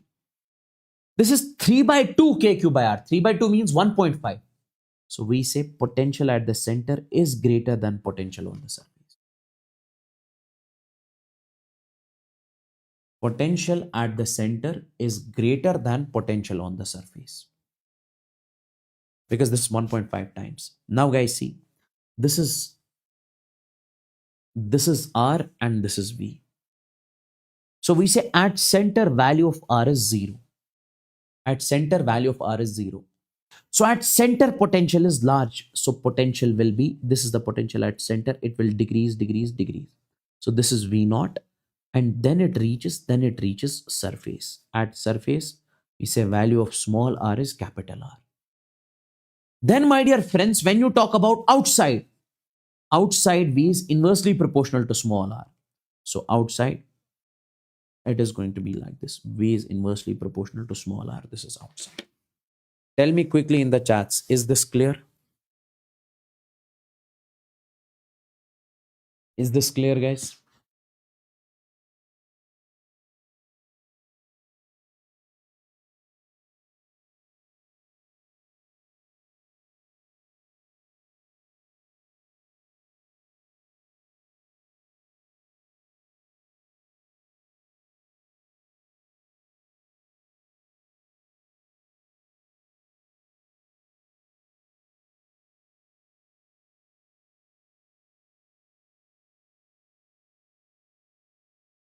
That's great. Now see, potential due to a dipole at equatorial point is 0. And on the axis, see guys. If I say this is a dipole minus q charge plus q charge. This point is called equatorial point. Here potential is 0. And this point is called axial point. At axial point, it is kp divided by x square. This is the potential at this axial point, kp by x square. That's it. That's it. That's it.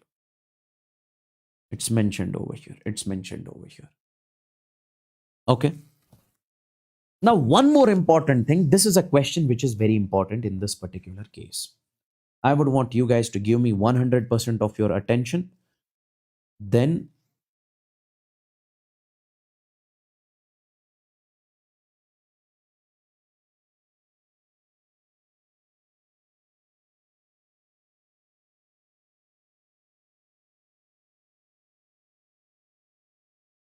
okay,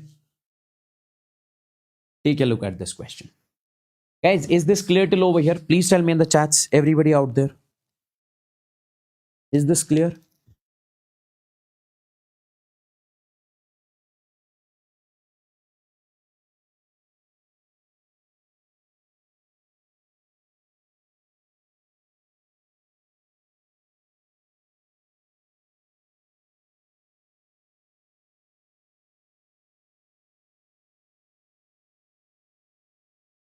Take a look, guys.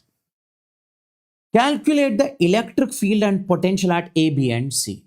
See, guys, see, guys. These are the two hollow spheres, okay? In case of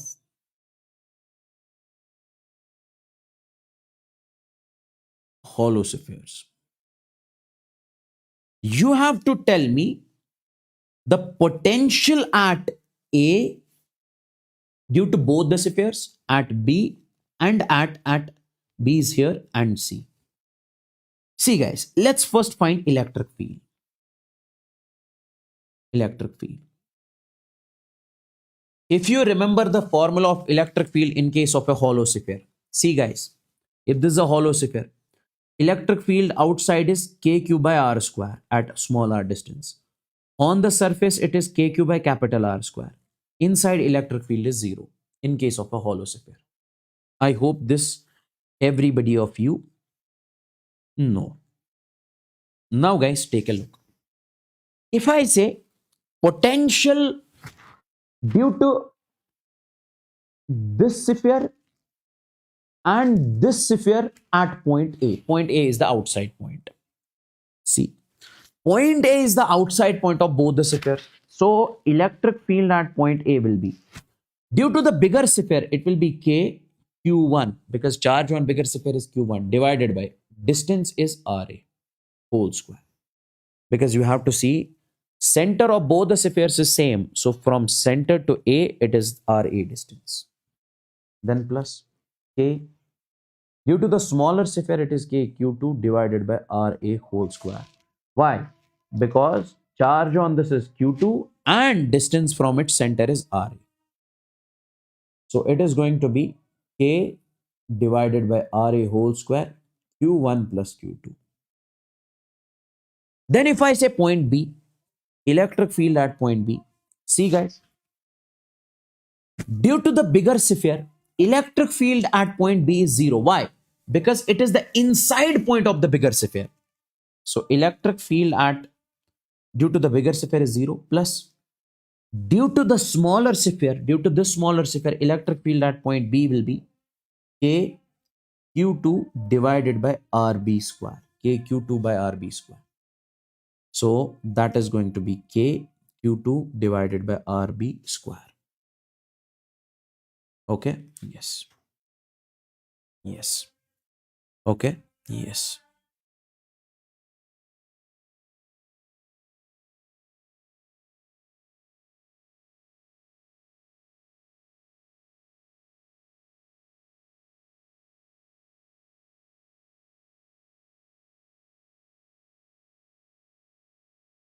Okay. This is electric field at point B. This is electric field at point B.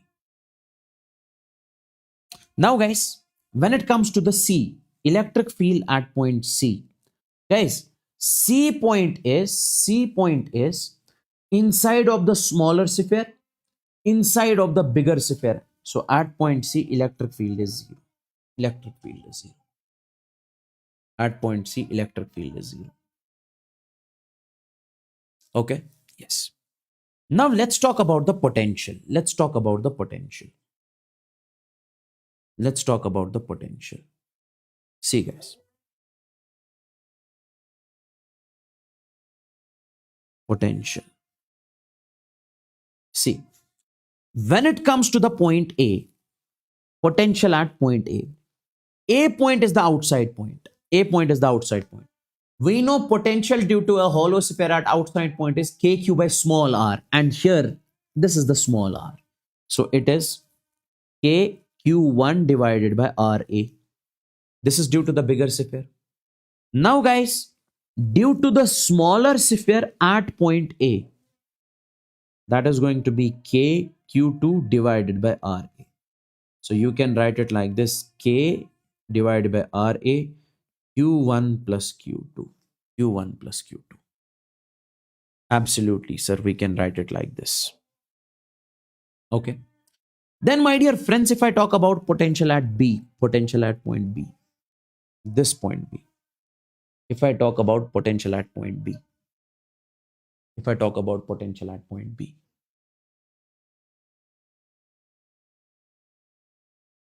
if I talk about potential at point B, see, guys, if I talk about potential at point B, in this particular case, this is the point B, this is point B. We say point B is inside of the bigger sphere. Now, guys, see, in case of a hollow sphere, whatever is the potential on the surface, that is going to be the potential inside. So what is the potential on the surface of the bigger sphere? K q1 divided by its radius r1. So same is going to be inside.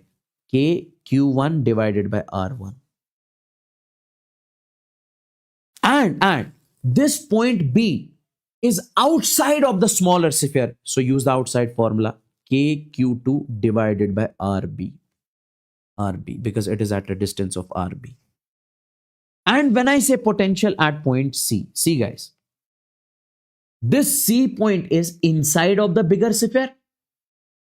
Okay, sorry, inside of the smaller sphere, inside of the bigger sphere. Now see, whatever is the potential on the surface of this smaller sphere, whatever is the potential on the surface of this bigger sphere, same will be at point C. So it is going to be A q1 divided by, what is the radius of this? R2. Sorry, kq2 by r2 plus kq1 divided by r1. I hope this is crystal and clear. Now tell me, guys, in the chats if this is crystal and clear. Everybody out there.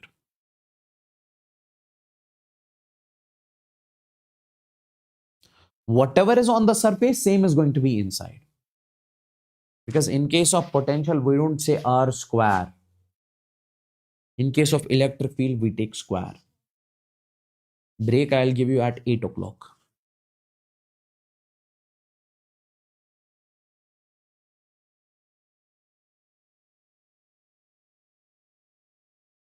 Now this is the question. Find the potential difference between A and B.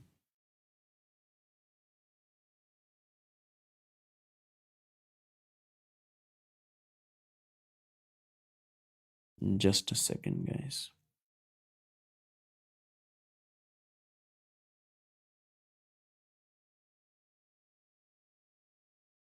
Find the potential difference between A and B.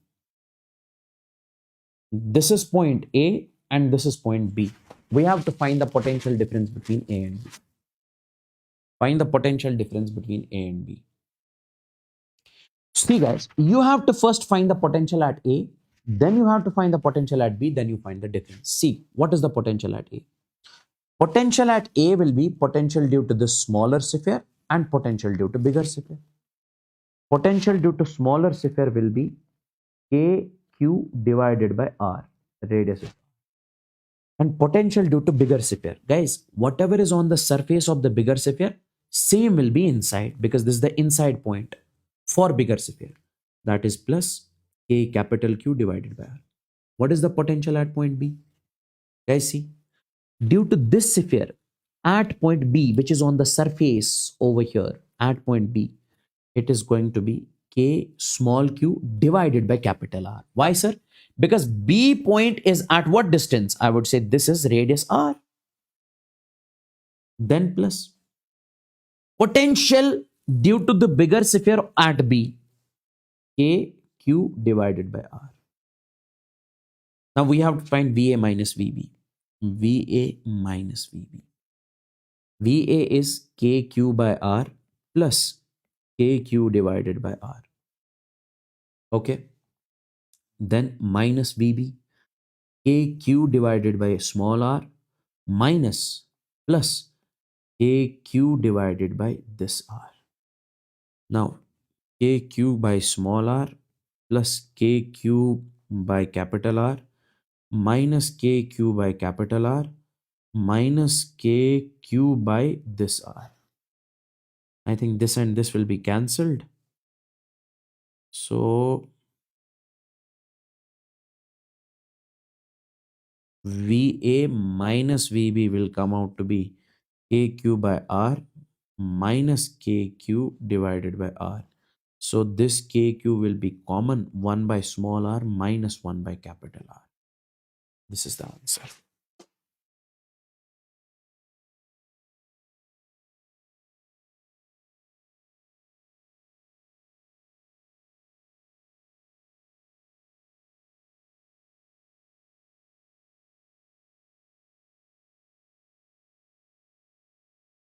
Is that clear, guys? Tell me. This is your homework. Do this from your end. Now, conservation of mechanical energy. Okay? Conservation of mechanical energy. We need to solve these questions on the conservation of mechanical energy. Okay? What is conservation of? Guys, tell me in the chats, is this clear? Is this question clear? Tell me. Then only I'm moving forward. Everybody out there, quickly tell me in the chats.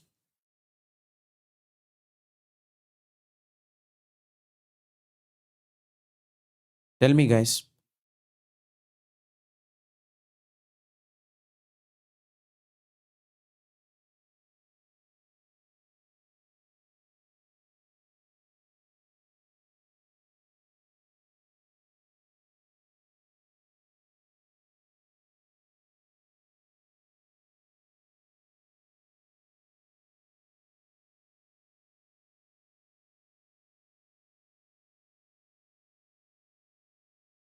Okay.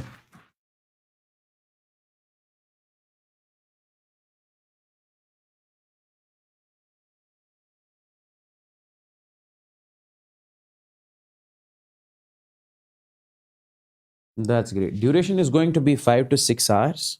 Okay. We will finish this in 5 to 6 hours. That is for sure. Okay.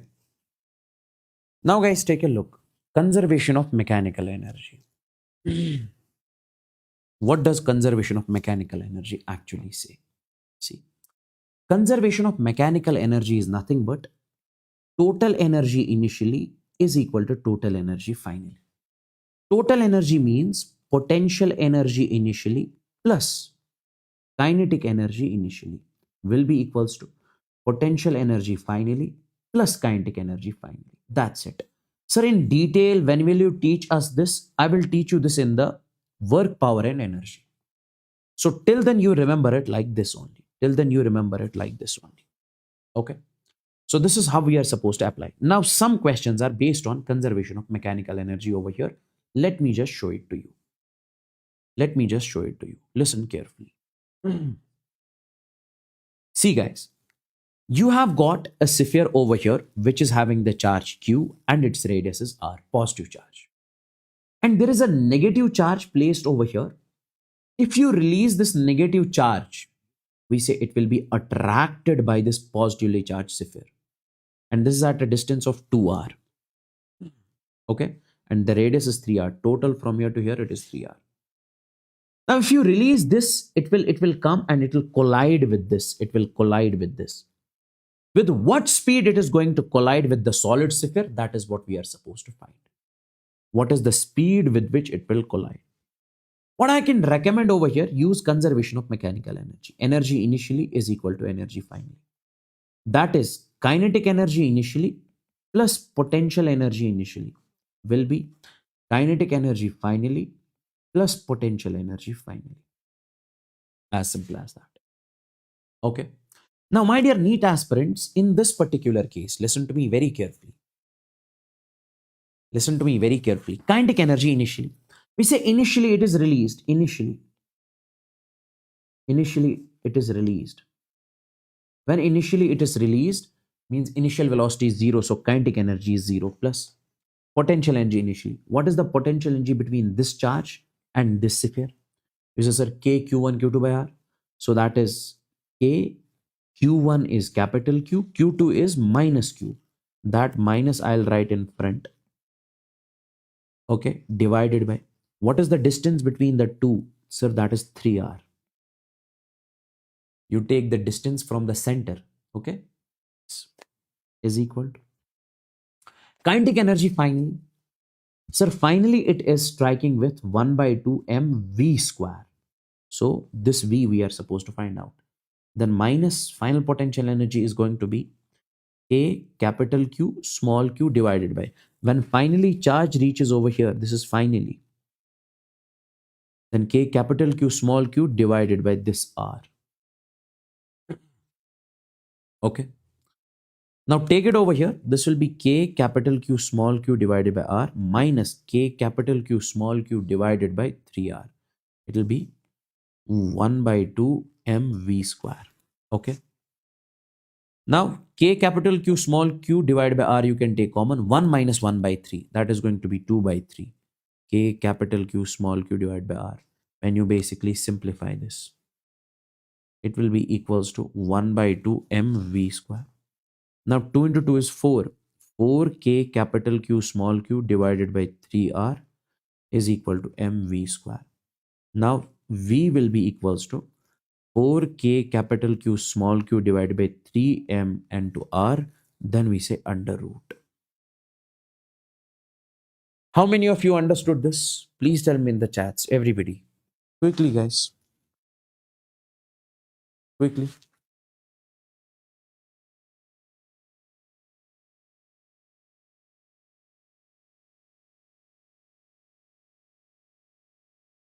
Tell me.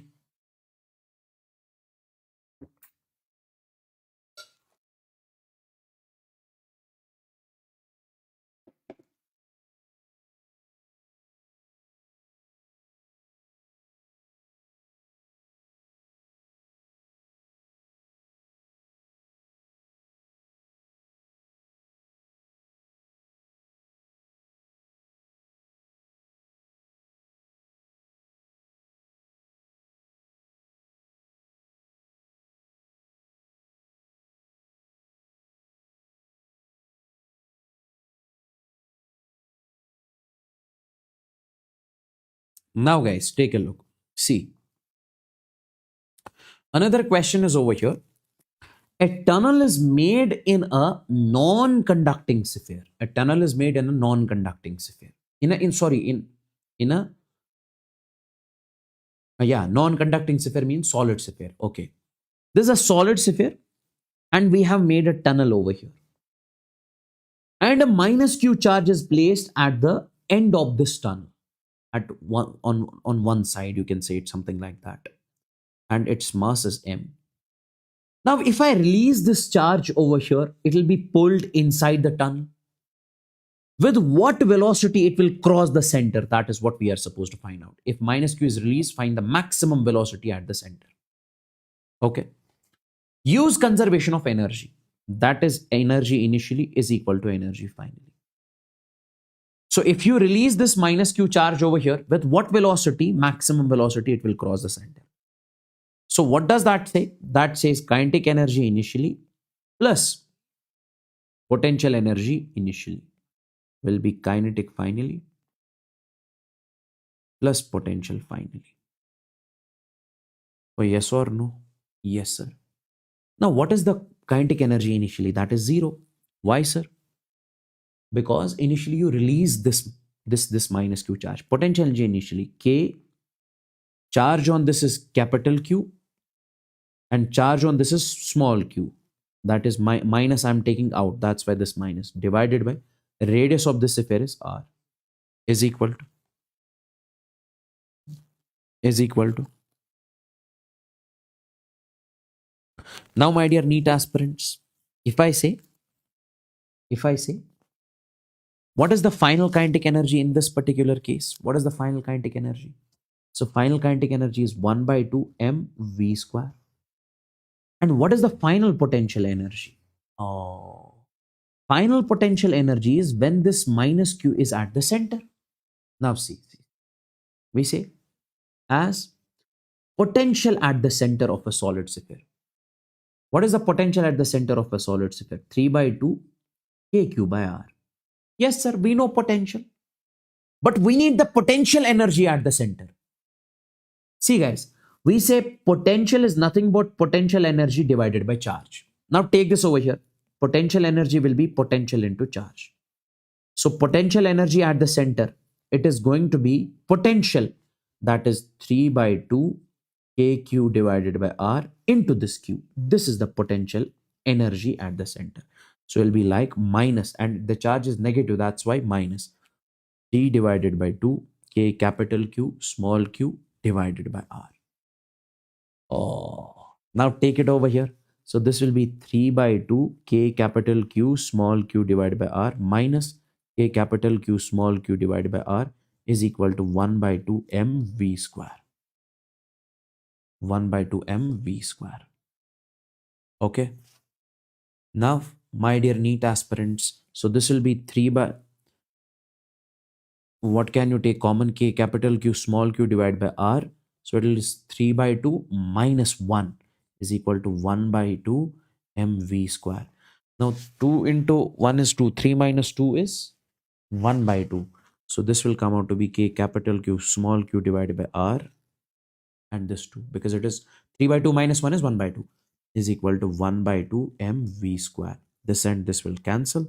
So V will be equals to K capital Q small q divided by m into this r and under root. Tell me in the chats how many of you understood this. Quickly, guys, this is a very important question. Tell me quickly how many of you understood this. This is final potential energy.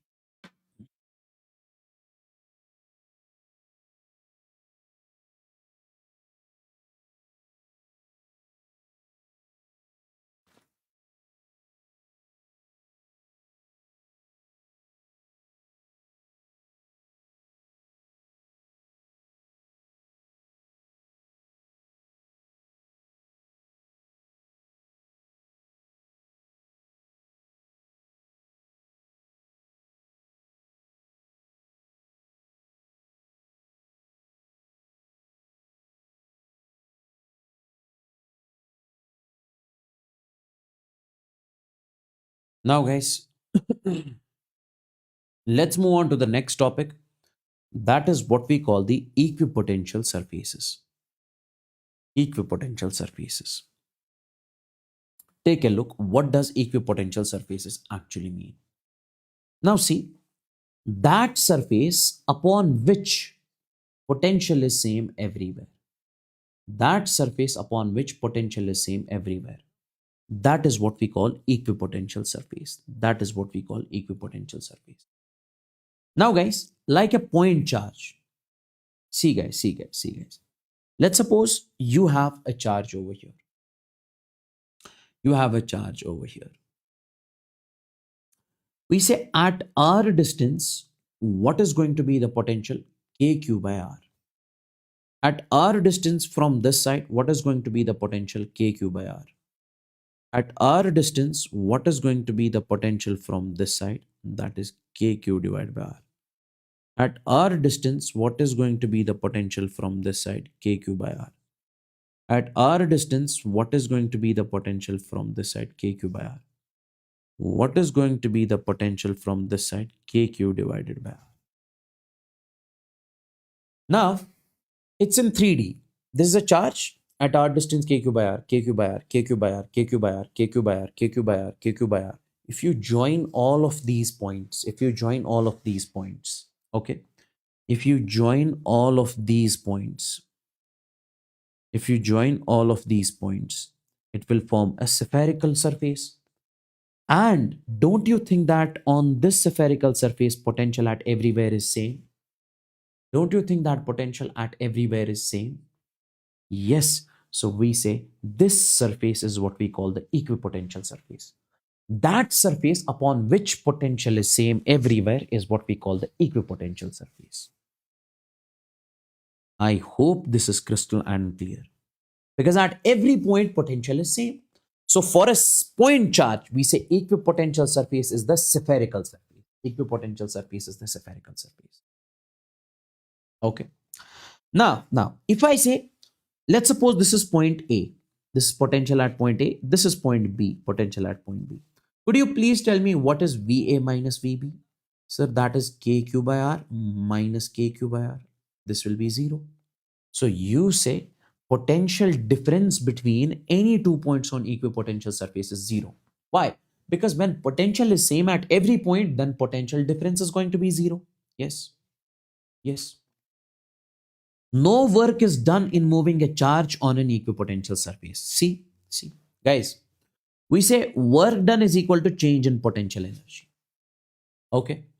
Now divide this with charge Q, divide this with charge Q. So this work done divided by Q, it will be change in potential delta V.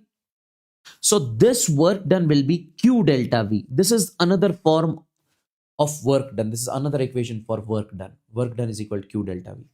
Now, in case of equipotential surface, what is the value of delta V, potential difference? That is 0. So work done is Q into 0. So work done will be 0. So work done in moving a charge on an equipotential surface is 0. This is 0. 0. Work done in moving a charge on an equipotential surface is 0. No work is done by electric force. Okay. So now, my dear friends, if I say this is the charge Q, this is the charge Q. Due to this charge, Q electric field is away from the charge, positive charge, away from the charge, away from the charge, away from the charge. Now, if you draw an equipotential surface something like this, if you draw an equipotential surface something like this, if you draw an equipotential surface something like this, we said this electric field and equipotential surface, angle between equipotential surface and electric field. How much is that? 90. Here, how much is that? 90. Here, how much is 90? So, electric field is always perpendicular to equipotential surface at all the points. This question was asked previously in NEET 2022. Electric field is always perpendicular to the equipotential surface at all the points, at all the points. Is that clear? Yes. Now, guys, this is a previous year question. Let's follow this particular question. Let's suppose you have, these are the equipotential surfaces over here. These are the equipotential surfaces. Okay. Potential at every point is same. Potential at every point is same. It says that you are taking a charge from A to B in all the cases. Here also you are moving from A to B. Here also you are taking the charge from A to B. Here also you are taking the charge from A to B. If you move a charge from A to B in all the cases, you have to find the work done. Let's find the work done in this case. In this case, work done is equal to Q delta V. Charge is Q delta V. What is the final potential on this surface? 40 volts. What is the initial potential? 10 volts. That is 40 minus 10. Because it is moving from one equipotential surface to another, not on the same equipotential surface. So this is 30Q. Let's find the work over here. Q delta V. Q delta V is 40 minus 10. 40 minus 10. So here also 30Q. Even in this case also 30Q. In this case also it is going to be 30 Q. So work done in all the cases is same. Work done in all the cases same. I hope this question is crystal and clear to each and every single student. Okay. Okay.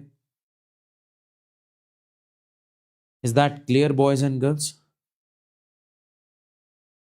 Work done is in all the cases same.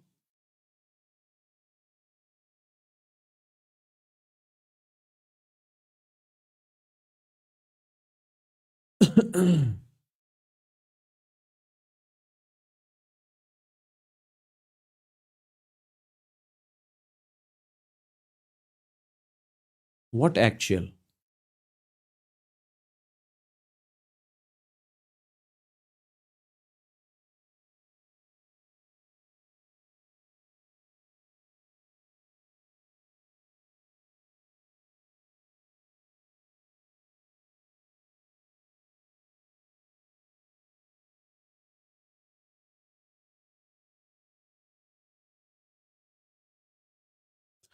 Now, guys, take a look in this particular case.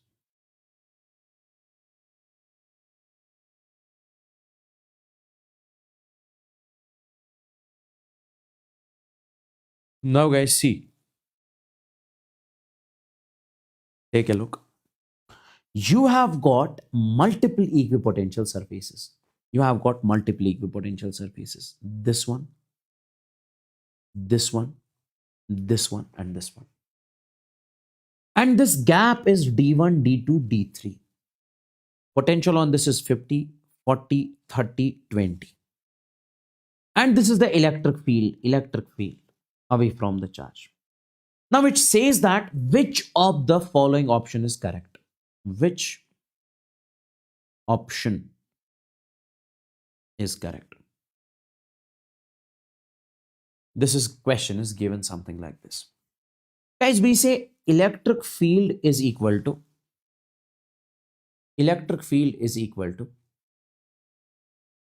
dV divided by dr.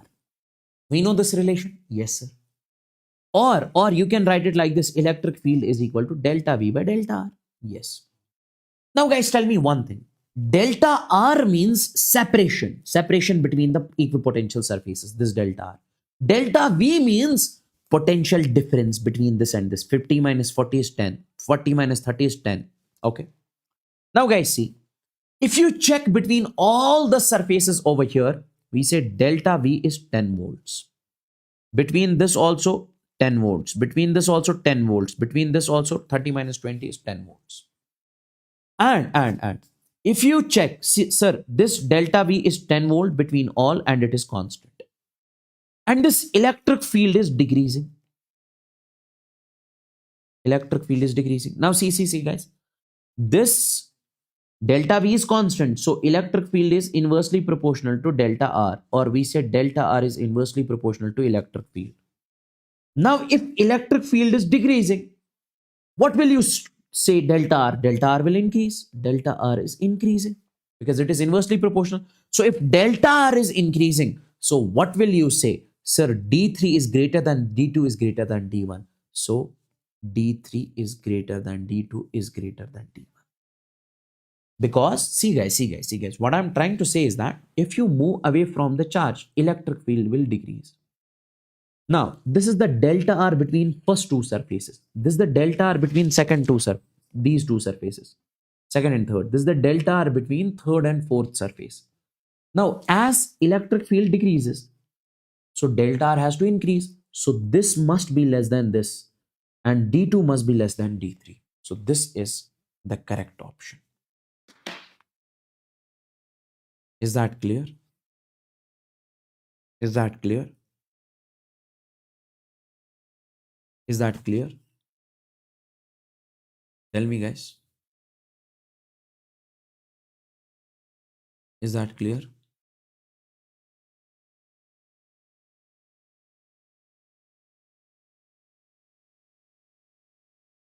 Is this clear?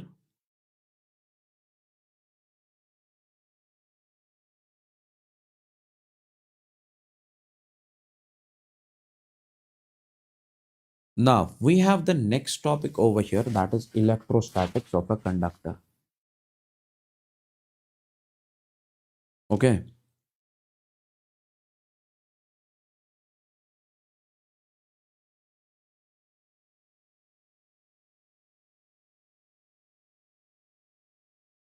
There are a lot of discussions going on in the chat. Some people are discussing their own philosophy, huh? Ultra legends in the chats.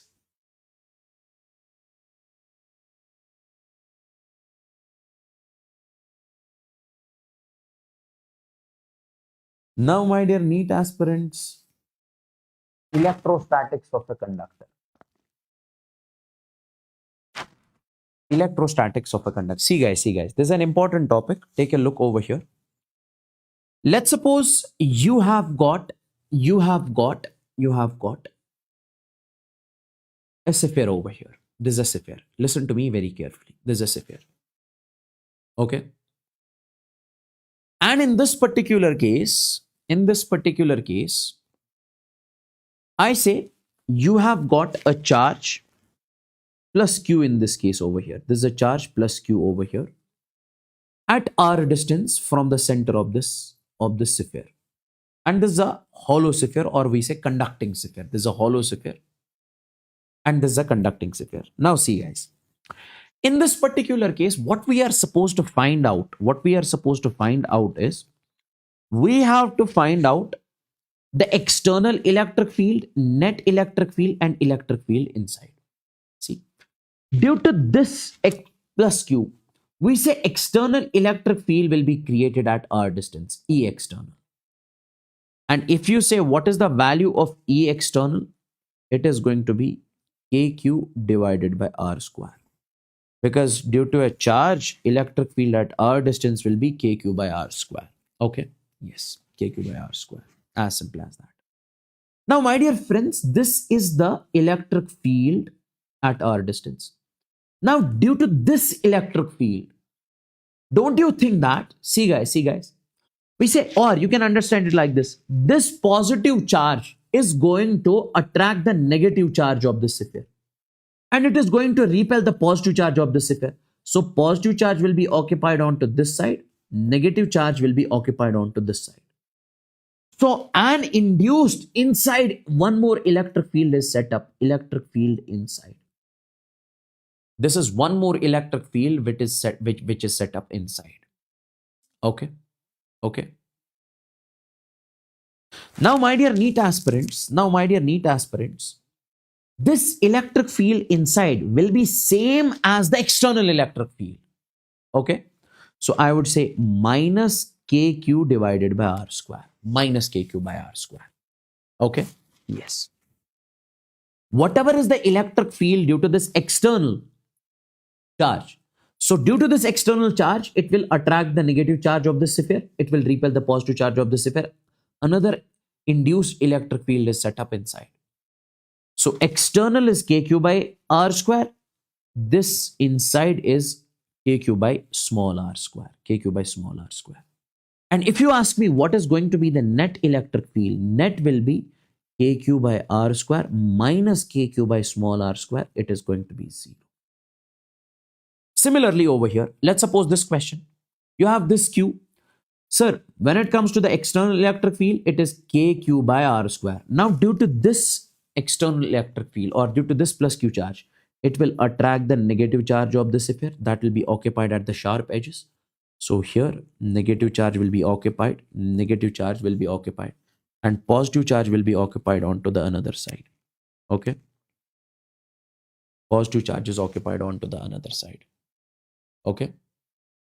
Now guys, in this particular case, we say electric field is set up from positive to negative, E inside.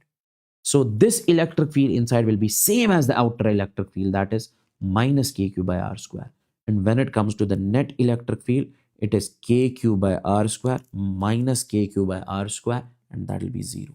Net is 0. Okay. Yes.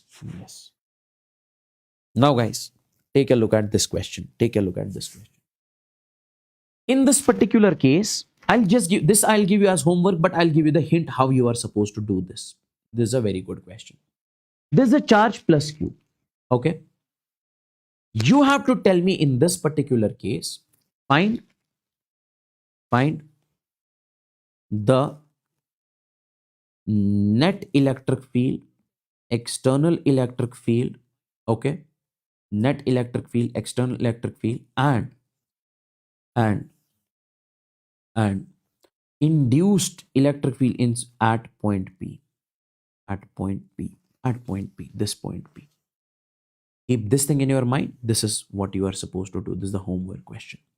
Now, guys, one more question over here. One more question over here. Two charges conducting spheres of radius A and B are connected to each other by means of a wire. You are given two charged conducting spheres. This one and this one.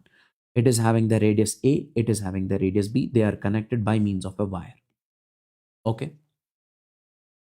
The ratio of the electric field at the surface of the two spheres will be whatever is the electric field on the surface E1, electric field on this surface, it says that E1 divided by E2, what is going to be its value? Okay. Okay. Okay. Now, my dear NEET aspirants, listen to me very carefully. Listen to me very carefully. Whenever you connect the two spheres by means of a wire, always remember potential will be same. Potential of one will be equals to the potential of two. Just remember it directly. Okay.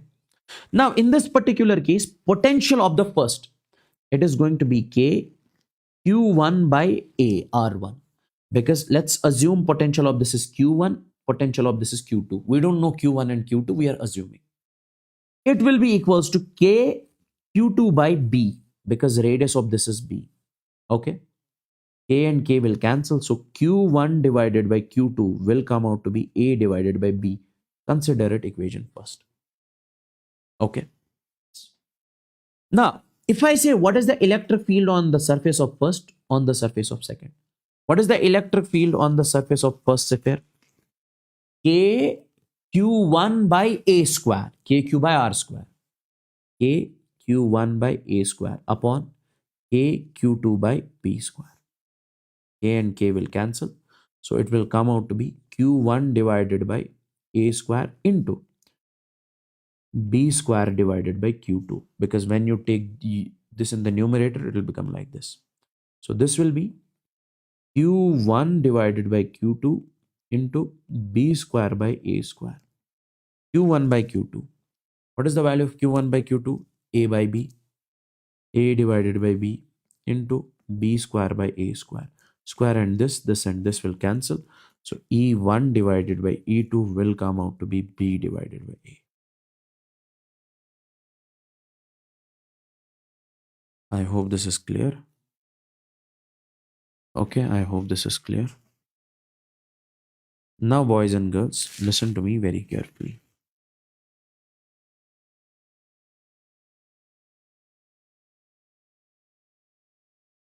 Two similar question. Two charged spherical conductors, radii R1, R2 are connected by a wire. The ratio of the surface charge density sigma 1 by sigma 2 will be. Similar question. You have two spheres, radius is R1, radius is R2. Okay. They are connected by means of a wire. So potential will be same. In this case, Q1 divided by Q2 will be. Like here it was A divided by B. Here it is going to be R1 by R2. Call it first. Now you have to find the surface charge density sigma 1 divided by sigma 2. Surface charge density means charge upon area. Charge upon area. Okay. Charge upon area. That is charge is Q1. Q1. Area of this is 4 pi R1 square. R1 square. Okay. Divided by Q2 upon 4 pi R2 square. Okay. Now, my dear NEET aspirants, sigma 1 divided by sigma 2 will be. See guys, 4 pi and 4 pi will be cancelled. Q1 divided by R1 square into R2 square divided by Q2. So it will be Q1 divided by Q2 into, I would say, R2 square divided by R1 square. Now tell me, what is the value of Q1 by Q2? What is the value of Q1 by Q2? That is R1 divided by R2 into R2 square divided by R1 square. Now this and this and this will be cancelled. So it will be R2 divided by R1. Okay. R2 divided by R1. I hope this is also crystal and clear.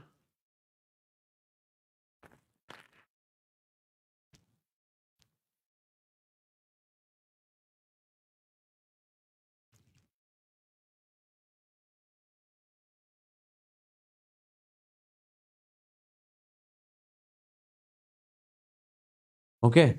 Is this clear, guys? Tell me, guys.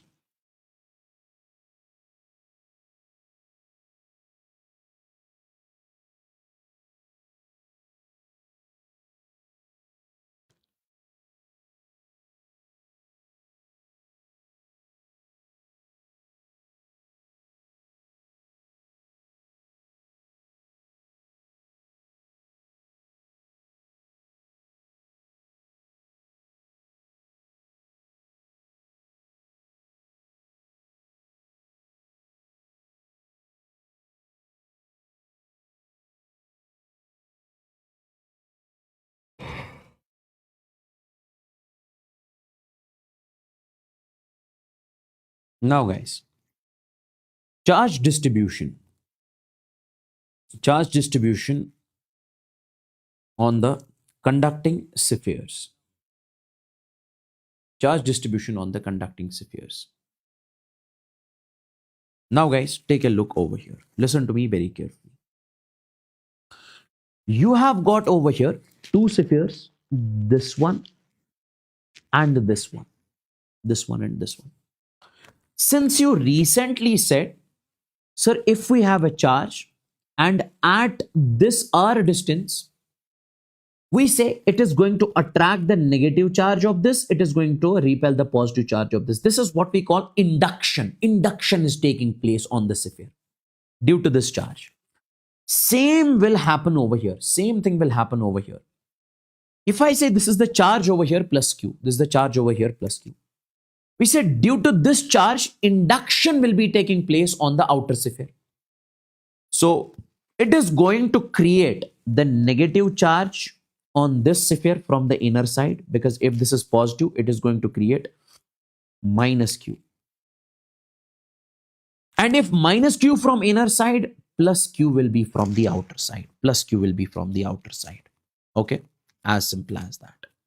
If minus Q from the inner side, plus Q will be from the outer side. Now, if I say in this particular case, what is the net charge on the outer sphere? You say, sir, after the conduction 2Q plus Q, it is going to be 3Q. As simple as that. Sir, what about this sphere, outer sphere? Will it not do the induction on the inner sphere? No. Only inner sphere is going to do the induction on the outer sphere. Why? Because we say the effect of this outer charge will have this outer charge will have no effect inside. Similarly, this charge will have no effect inside. Okay? Yes. Like over here. Tell me, guys. This plus 2Q, it is going to create minus 2Q over here and plus 2Q from the outer side. Minus 2Q from the inner side, plus 2Q from the outer side. Now, plus 3Q plus 2Q, it is going to be plus 5Q. Now, if this is plus 5Q, it is going to create minus 5Q from here, plus 5Q from outer side. So this is going to be 10Q. After redistribution, charge on this sphere is plus 5Q, on this is plus 10Q. Like over here. This is minus 5Q. It is going to create over here plus 5Q from the inner side and minus 5Q from the outer side. Minus 5 plus 3, it is going to be minus 2Q. If it is minus 2Q, it will create plus 2Q. And from the outer side, minus 2Q. This and this will cancel. Is 0. So after redistribution, charge on outer sphere is 0. On middle sphere is minus 2Q. And here it is 5Q. Is this clear? Tell me in the chats, everybody out there.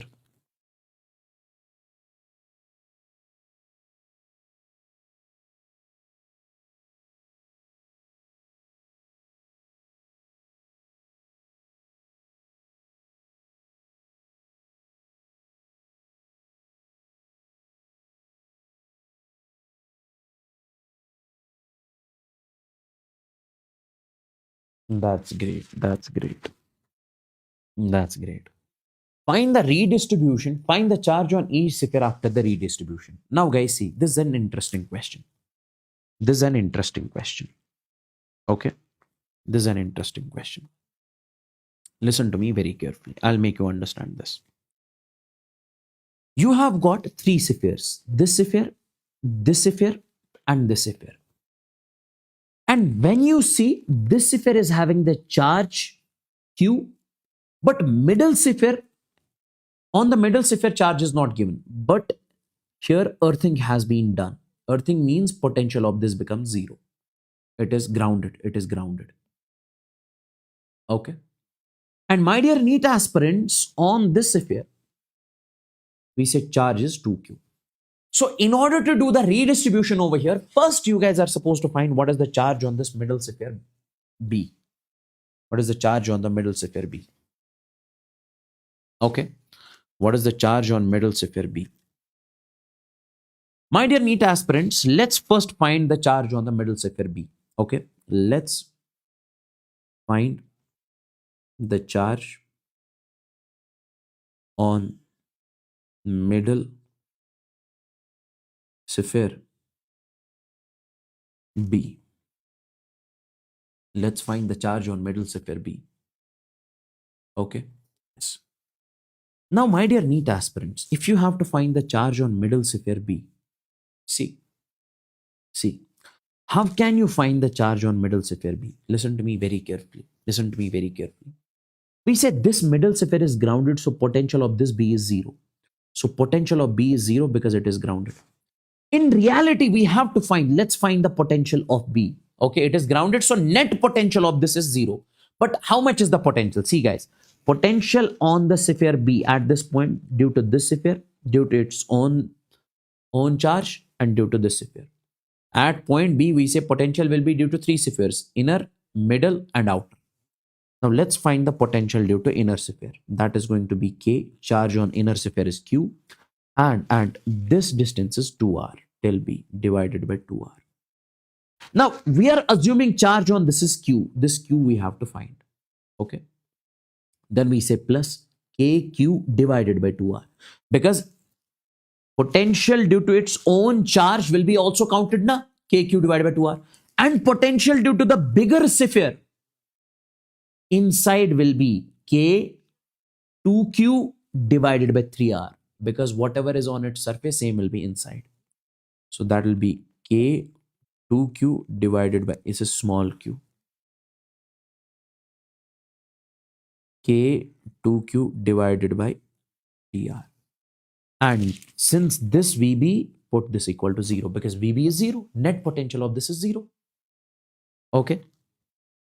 Now in this particular case, what can you do? You can take this K divided by R common. K divided by R common. So it is Q divided by 2 plus Q divided by 2 plus 2Q divided by 3. It will be equals to 0. Now take it over there, it will become 0. So Q divided by 2 plus Q divided by 2 plus 2Q divided by 3, it will be equals to 0. It will be equals to 0. Okay. Yes. Now, my dear NEET aspirants, what I can say in this particular case. Okay. So solve this. We say Q will come out to be minus 7Q divided by 3. From here, Q will come out to be minus 7Q by 3. Now, listen to me very carefully. Now, you got this capital Q. Capital Q was the charge which you assumed on the middle sphere. Now see. I'll draw these three spheres.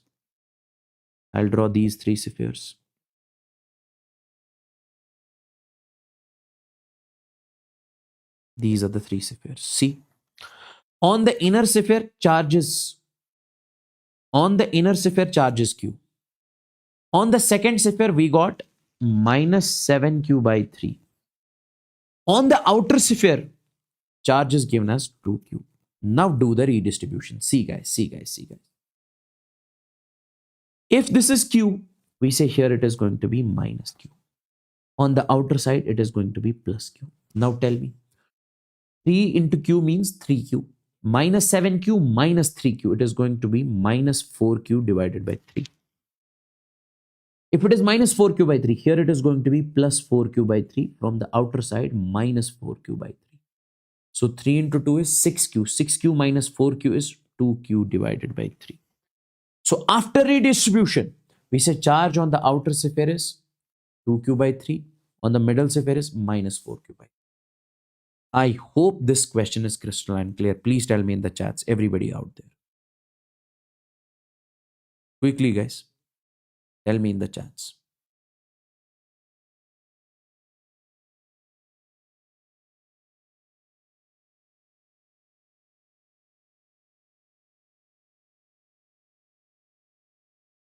Now, one more important topic, that is electrostatic potential energy stored in the dipole in a uniform electric field. Electrostatic potential energy stored in the dipole in a uniform electric field. See, guys, this is the electric field. And in this external electric field, you are placing a dipole. This is a dipole which you are placing in this external electric field. Listen carefully. Now, my dear NEET aspirants, if you place a dipole in an external electric field, now if you rotate this dipole by an amount of theta, by an angle of theta, means you are doing the work done over here. Where will that work done go? Will that be wasted? No, that will be stored in the form of potential energy. So I'll write the work done in rotating the dipole. The work done in rotating the dipole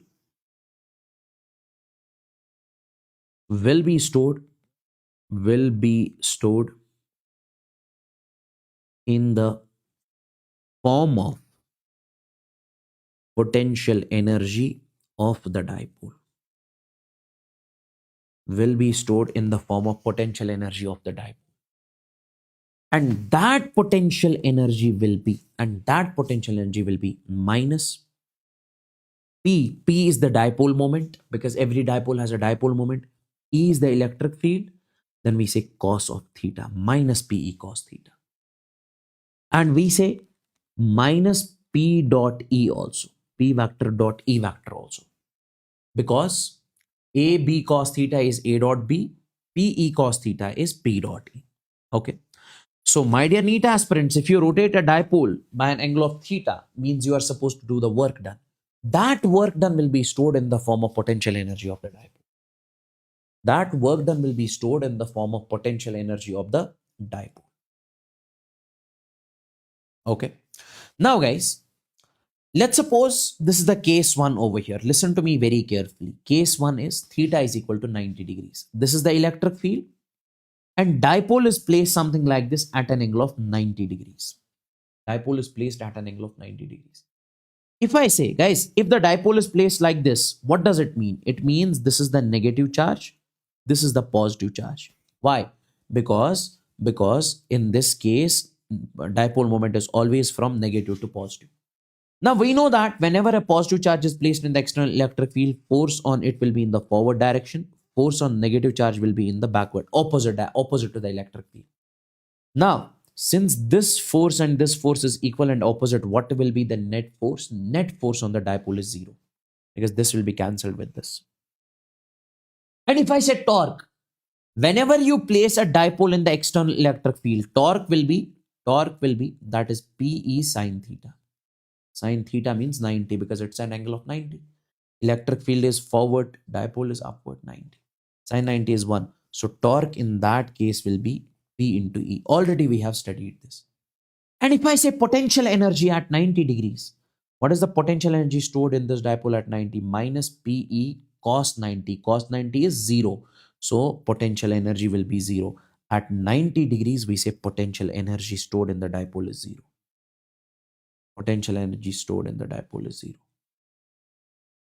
Okay. Okay. Yes. And then we say, my dear friends, case 2, when theta is equal to 0 degrees. Okay. When theta is equal to 0 degrees. Now, my dear NEET aspirants, 0 degree means something like this. So this will be the negative charge, this will be the positive charge. On the positive charge, force will be in the same direction. On the negative charge, force will be in the opposite direction. These two forces will cancel out each other. So net force will be zero. Net force will be zero. Okay, net force will be zero. And if I say net torque is PE sine of theta, sine 0 is 0. Net torque in this case will be 0. And if you ask me potential energy will be minus PE cos of 0 because theta is 0. So that is going to be minus PE. Now guys, net torque is 0, net force is 0. Net force means it is in the translational equilibrium. Translational equilibrium. Net torque means 0 is rotational equilibrium. Rotational equilibrium. Whenever you see net force on a body is 0, you say it is in the equilibrium. Whenever you see net torque on a body is 0, you say it is in the rotational equilibrium. And if potential energy is minimum, then we also say it is stable equilibrium. Because in case of stable equilibrium, potential energy is minimum. Keep that thing in your mind. Now, electric field is this, dipole is in the opposite direction. So angle between dipole moment and electric field is, we say 180 degrees. In this case, on the positive charge, force is forward. On the negative charge, force is backward. So what is the net force? 0. Net torque will be, that is PE sine of 180. Sine 180 is 0. So net torque will be also 0. Net torque will be also 0. So if net force is 0, it means translational equilibrium. Okay. It means translational equilibrium. If net torque is 0, it means a rotational equilibrium. Okay. And if I say potential energy will be minus PE cos 180. Cos 180 is minus 1. Minus into minus is plus. So potential energy is plus PE. It is maximum. So this is what we call unstable equilibrium. So if potential energy is maximum, then unstable equilibrium. If net torque is 0, rotational equilibrium. If net force is 0, then translational equilibrium. How many of you understood this? Please tell me in the chats. Quickly, guys. Quickly. And like we have the question over here. Find the work. See, this is a dipole, something like this initially. This is the dipole moment. Okay. Now, if you rotate the dipole by 180 degrees, okay, finally something like this. How much is the work done? Work done by external agent. We say work done is equal to change in potential energy. Final potential energy minus initial. So work done is equal to final potential energy. Finally, angle is 180. And how much is potential energy? Minus PE cos of 180. This is final potential energy. Minus initial potential energy is minus PE cos of 0.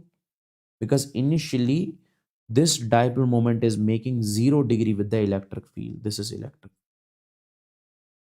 Okay. So this work done is going to be cos 180 is minus 1. Minus PE into minus 1. Minus into minus is plus. Cos 0 is 1. This is PE. PE plus PE. This will be plus 2 PE. This is plus 2 PE. Okay. This is plus 2E. Find the work done. I hope this is clear. Find the work done to rotate a dipole by 180 degree, which is perpendicular to the field. See, guys, this is electric field. This is electric field. And this is the dipole placed something like this, perpendicular to the field. Perpendicular to the field. The dipole is placed perpendicular to the field. Now you are rotating it by 180 degree. Now rotate it by 180 degree. Now this will be like this. This is finally. What does it say? Find the work done to rotate a dipole by 180 degree. You have to rotate the dipole by 180 degree, which is placed perpendicular to the field, which is placed something like this to the field.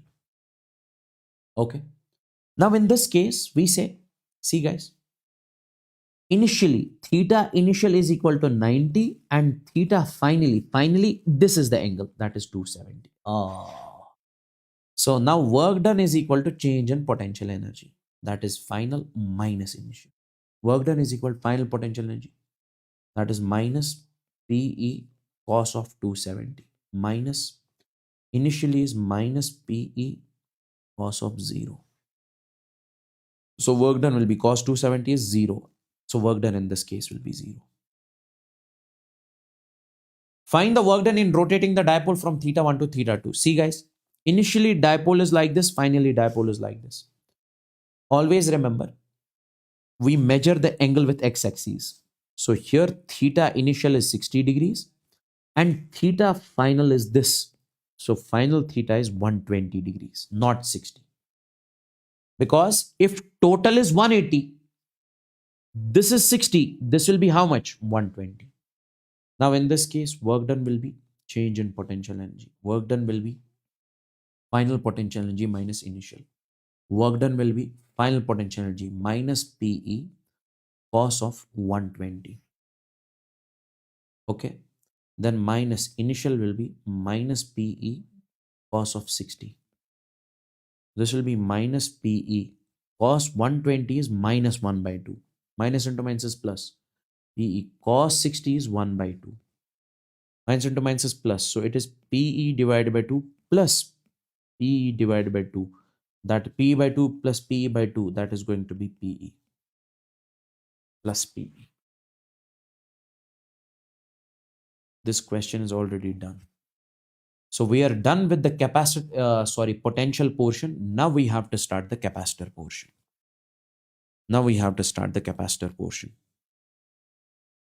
So I think we need to take a break. Okay. Let's take a break.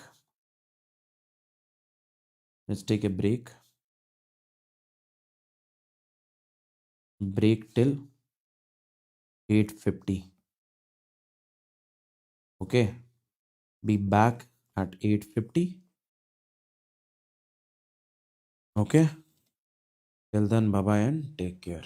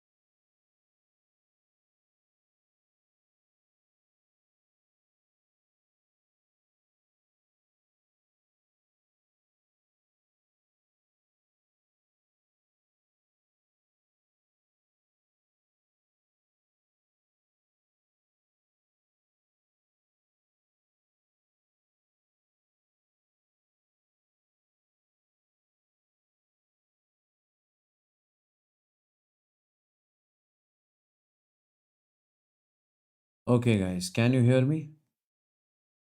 Let's move on to the next chapter. That is what we call the capacitors. Let's move on to the capacitors. Okay. Let's move on to the next chapter. That is what we call capacitors.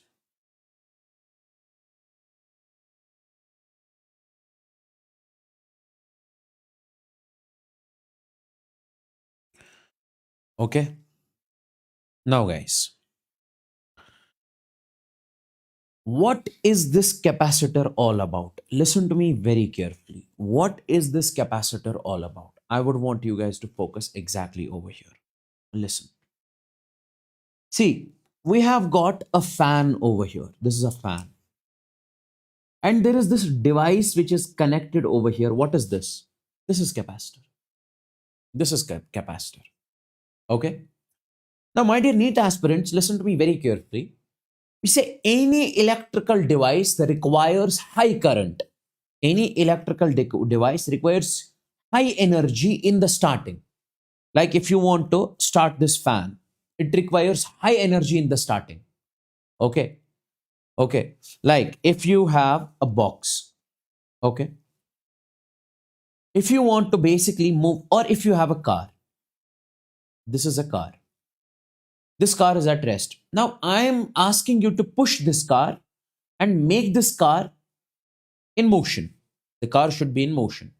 Is it difficult for you guys to move the car in the starting or when the car is already in the motion? Sir, in the starting. In the starting, it requires high energy. Same is the case in case of an electrical device. Any electrical device requires high energy in the starting, which is not directly possible by supplying through a wire. You say, sir, I'll connect a wire over here and I'll supply that high energy through the wire. It is not possible. So that is the reason we use a device. We use a device, which is called a capacitor, which stores the energy and then supplies it once, all once. Okay. Okay. So I'll just write over here, my dear NEET aspirants, that is, any electrical device requires high energy. We say any electrical device requires high energy in the starting. Any electrical device requires high energy in the starting, which is supplied through a device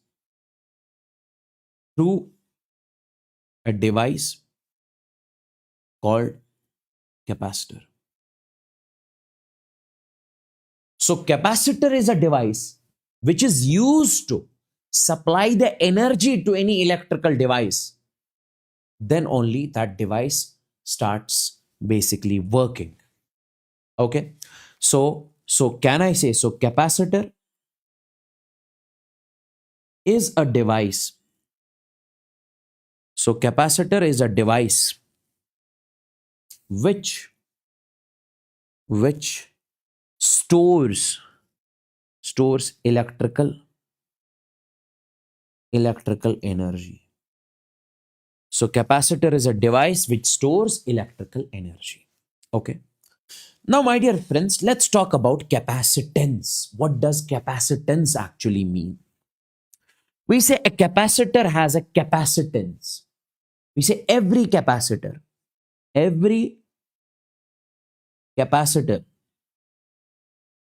has a capacity to store the energy. Every capacitor has a capacity to store the energy, which is called capacitance. Okay, which is called capacitance. So what is a capacitance? Capacitance is the ability or the capacity of a capacitor to store the energy.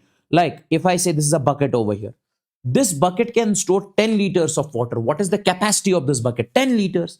Similarly, how much charge or how much energy a capacitor can store, that is what we call capacitance.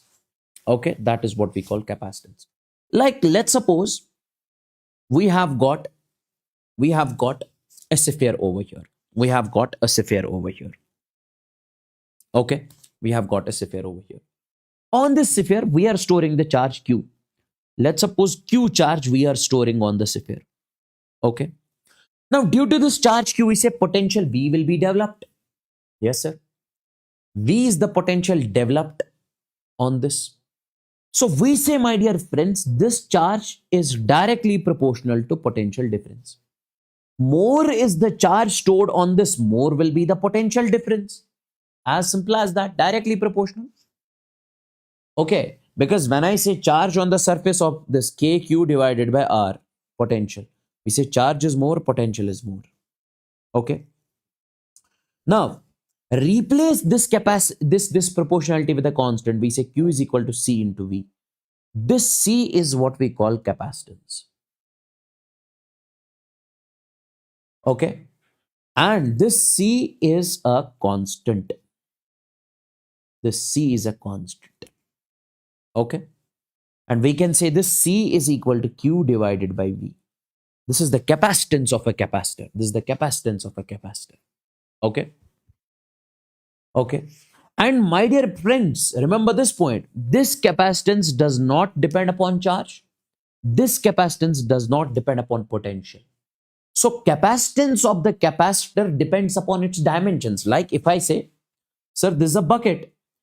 Capacity of this bucket does not depend upon water. You say, sir, if I store more water in this bucket, more charge will be, more capacitance, its capacity will increase. No. We say its capacity will depend upon the dimensions. If you increase the dimensions of this bucket, more capacity it will have. So this capacitance does not depend upon charge, does not depend upon voltage. It depends upon the dimensions of the capacitor.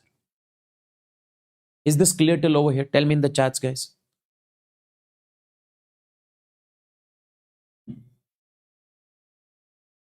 Tell me.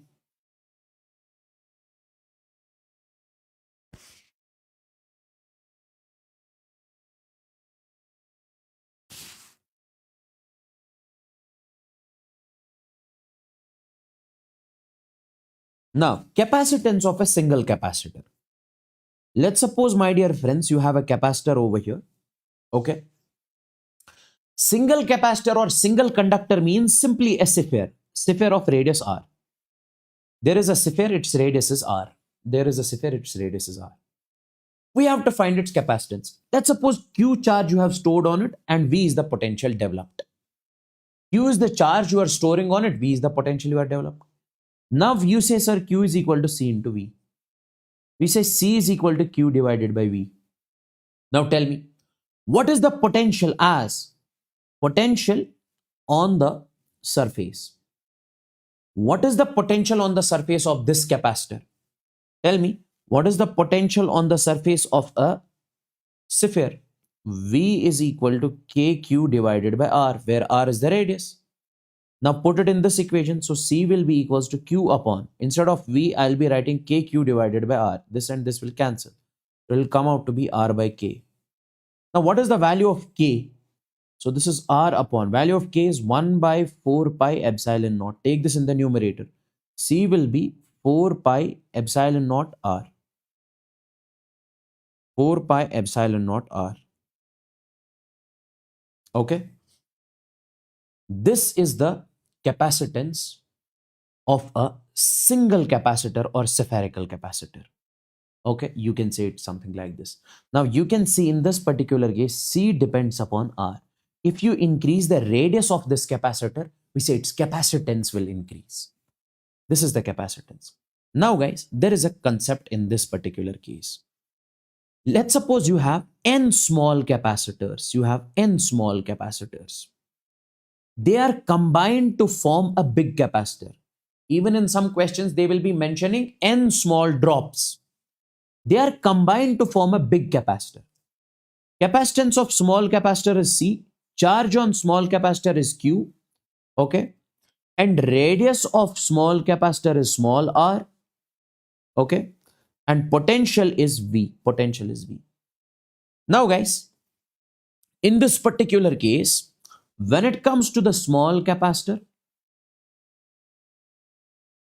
its radius is R, charge is Q, voltage is V, capacitance is C. And when I say big capacitor, so basically these are joined to form a big capacitor. Big capacitor has a radius R, capital R, charge capital Q, potential V dash, capacitance C dash. Now they might ask you to find the value of these. Ask you to find the value of these. Now, my dear NEET aspirants, you will be directly remembering in this particular case. If these are N capacitors over here, we say radius will be simply N raised power 1 by 3 into R. Sir, how can you find it? See, make volume of all of these N capacitors equal to volume of this capacitor. You will get this relation. Okay, I want you guys to remember this directly. Charge Q will be N times of small q. Potential V dash will be N raised power 2 by 3 into V. Capacitance C dash will be N raised power 1 by 3 into C. That's it. That's it. Nothing else. See, take a look. The question was asked in NEET 2021. 27 small drops. There are 27 small drops. Okay, these are the small drops. Value of N is 27. They are combined to form a big drop. 27 drops of same size are charged at 220 volts. Voltage of this is 220 volts. They are combined to form a big drop. You have to find the potential of the big drop. Tell me, guys, how do we find the potential of the big drop? N raised power 2 by 3 into V. Array, sir. V dash is equal to N raised power 2 by 3 into V. So V dash will be, what is the value of N? That is 27 into 2 by 3 into V. V is the potential of small drop, that is 220. V dash will be 27 will be 3 into 3 into 3, that is 3 cube. You can write 27, 2, 3 cube. This and this will cancel into 220. Now 3 square, 3 and 3 will be cancelled. 3 square is 9. So 9 into 220, that is 1980 volts. Potential of the big drop will be 1980 volts. Even you can find the capacitance of the big drop. Capacitance will be N raised power 1 by 3 into capacitance of small capacitor. So C dash will be N is 27 raised power 1 by 3 into C. So 27 is 3 cube raised power 1 by 3 into C. This and this will cancel, so it is going to be 3C. Tell me, guys, is this clear? Is this clear? Quickly in the chats, quickly in the chats.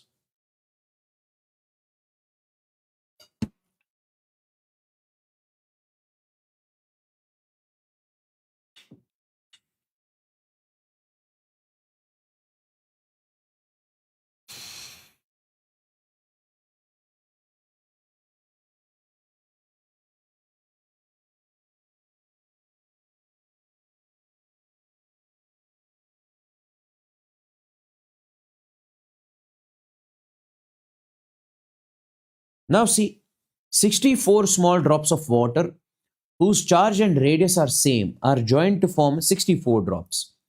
In this particular case, value of N is 64. The capacity of the big drop will be C dash is equal to N raised power 1 by 3 into C. So that is 64 raised power 1 by 3 into C. 64 is 4 cube raised power 1 by 3 into C. 3 and 3 will cancel, so it will be 4C. C dash.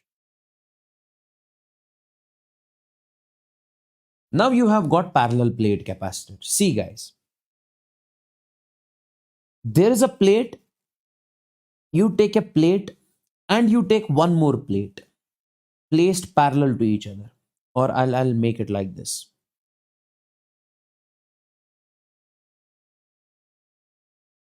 You have a plate.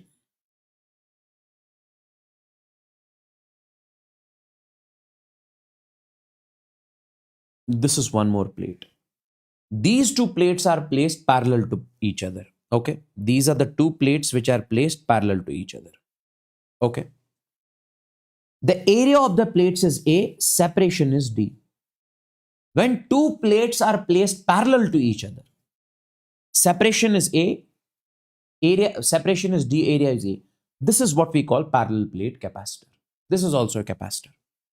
And we know its capacitance. Directly remember, it is epsilon naught A divided by D. A is the area, D is the separation. So when two plates are placed parallel to each other, the capacitor is what we call parallel plate capacitor. The capacitor is what we call parallel plate capacitor. Okay. Now take a look at the question which was asked in NEET 2022. See, if the area of the plates is halved and distances of the plates is doubled, then find the new capacitance. See, you have got a parallel plate capacitor. You have got a parallel plate capacitor. Area is A, distance is D. What is the capacitance? C is equal to epsilon naught A divided by D. Now it says if the area of the plates is halved, if area A dash becomes A by 2 and distance between the plates is doubled, D dash becomes 2D. What is the new capacitance? C dash will be epsilon naught.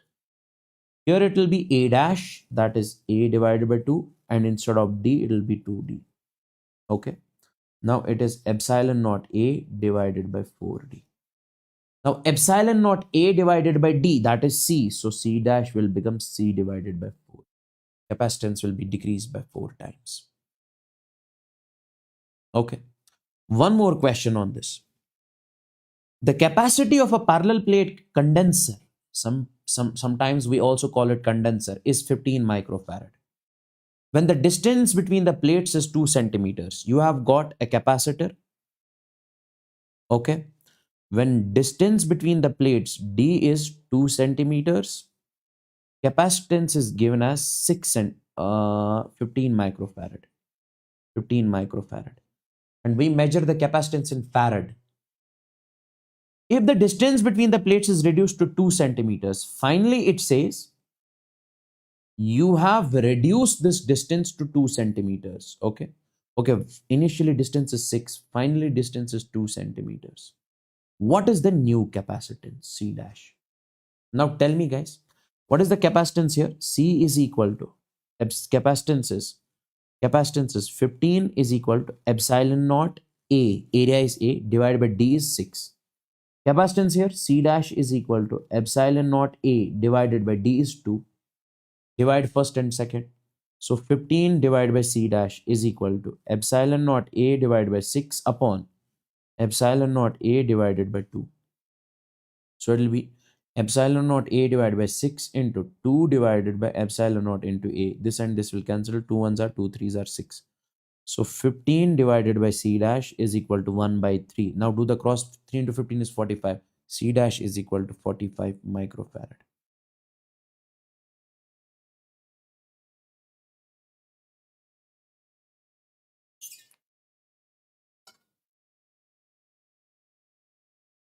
Is that clear? No. It says it is reduced to 2. Reduced to 2 means it has been made 2 centimeters. Reduced by 2 means 6 minus 2. That is 4. It is not by, it is 2. It is 2. There is a difference between 2 and by. Okay. The radius of a circular plate capacitor is R. Okay. The radius of a circular parallel plate capacitor is R. There is a circular parallel plate capacitor, its radius is R.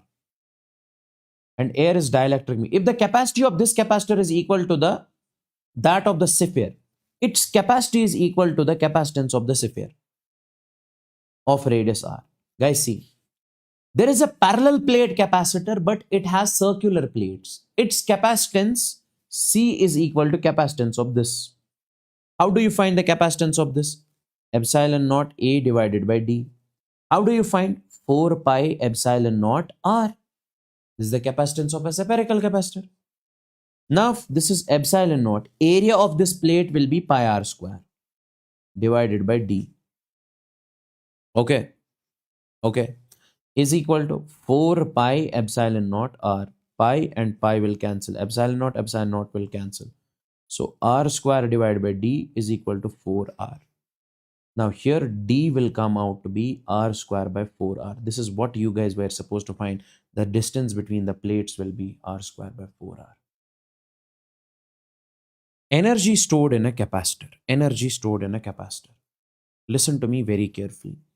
Let's suppose you have got a capacitor over here. This is a parallel plate capacitor. This is a parallel plate capacitor. Okay. This is a parallel plate capacitor. Listen to me very carefully. Okay. And in this parallel plate capacitor, we are connecting a battery to this. We are connecting a battery to this. We are connecting a battery to this. Now, my dear NEET aspirants, what does the battery actually do? This is the positive terminal of the battery. This is the negative terminal of the battery. This is the symbol of the battery. So if you want to charge a capacitor, so you can charge it by connecting a battery to it. Okay. Okay. Now, my dear NEET aspirants, this is the symbol of the battery. This is positive higher potential. This is lower potential. Positive terminal, negative terminal. Now, what does this battery actually do? Listen to me very carefully. This battery will actually do the work done. This battery will do the work done. How do you store energy? By doing the work done. We say here, battery will do the work done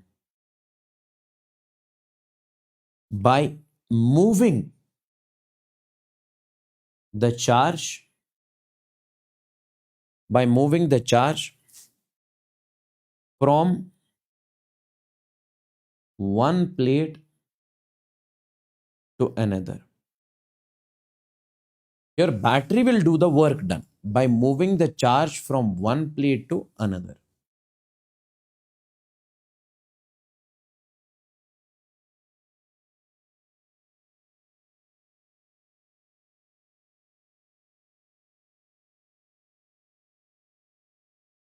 Okay. Your battery will do the work done by moving the charge from one plate to another. See, guys, when you connect a battery to this capacitor, it will take charge from one plate to another. See, it will take positive charge from this plate. Guys, see. Let's suppose if I say there is a sphere over here, is a neutral sphere. The amount positive charge is 2 coulomb, negative charge is 2 coulomb. Okay. Now, if I say you remove positive charge from this, you take positive charge from this away. Now, will it become positively charged or negatively charged? Negatively charged. Why? Because now it has only negative charge. So, if you now see similarly, this plate is neutral. If you take positive charge from this plate, what will occupy over here? Negative charge. So, battery will shift some positive charge, okay, along this path and occupy it on this. So, we say some negative charge will be on this occupied. Some positive charge in this, sub negative, positive, negative, positive, negative, positive, negative. Or you can understand it like this. If positive terminal of the battery is connected to this plate, it will be positively charged. If negative terminal of the battery is connected to this plate, it will be negatively charged. Okay. Now, charge on this plate is plus Q. Charge on this plate is minus Q. Charge on this plate is plus Q. Charge on this plate is minus Q. Okay. Now, my dear NEET aspirants, listen to me very carefully. Listen to me very carefully. What is that? See, what is that?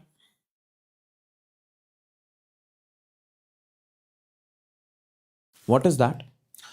If you ask me how much, see, battery will do the work done by moving the charge from one plate to another. So this work done is stored in the form of energy of capacitor. Now, if somebody says, how much is this energy? You say, sir, it is Q square by 2C. Q is the charge and 2C, C is the capacitance. Okay. Now, guys, tell me, we say Q is equal to C into V. So, U will be equals to C square V square divided by 2C. This and this will cancel. So, U will be equals to 1 by 2 CV square. This is also the energy stored in the capacitor. This is also energy stored in the capacitor. This one is in terms of charge and capacitance. This is in terms of charge and voltage. And we say C is equal to Q divided by V. Put it over here. U is equal to 1 by 2. Q divided by V into V square. This and this will cancel. So U will come out to be 1 by 2 Q into V. This is also the energy stored in a capacitor. This is in terms of charge and voltage. This is in terms of charge and voltage, in terms of capacitance and voltage, in terms of charge and capacitance, in terms of charge and capacitance. Like there is a question over here. A capacitor of capacitance 700 picofarad. Okay, there is a capacitor, its capacitance is 700 picofarad. If you want to convert pico into farad, you multiply with 10 raised power minus 12, it becomes farad. Is charged by 100 volt battery. Battery is 100 volts. The energy stored will be U is equal to 1 by 2 CV square. Put the value of C over here. Sorry, put the value of C over here, V over here. It will give you the answer. Next. Two condensers, one of capacity C, another of capacity C by 2 are charged with this. There are two capacitors, C and this C by 2 are charged. Both are charged by a battery. The work done in charging both the condensers fully is, how much is the work done in charging both the condensers? Okay. Guys, see, this is C1 and this is C2. C1 and C2 are in parallel. Directly remember over here, C equivalent will be C1 plus C2. When two capacitors are in parallel, their equivalent capacitance, I'll teach you this separately, but right now remember, C1 plus C2, that is going to be C plus C by 2. 2C plus C, that is 3C divided by 2. So instead of this, you can make only one capacitor. This capacitor. Its capacitance is 3C by 2, voltage is V. Now, if I say, how much is the energy stored in this capacitor? Energy stored will be 1 by 2 C, that is 3C by 2 into V square. So that is going to be 3CV square by 4. This is the energy stored. And we know this energy stored will be only stored when work is done. So this 3CV square. So this 3CV square by 4 will be equals to the work done. Because this work done is only stored in the form of potential energy. Okay. This I am giving you as homework. I would want you guys to do it from your end.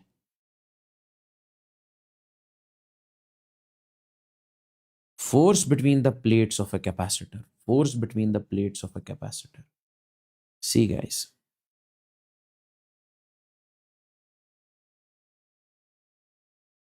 These are the two plates of a capacitor. Okay.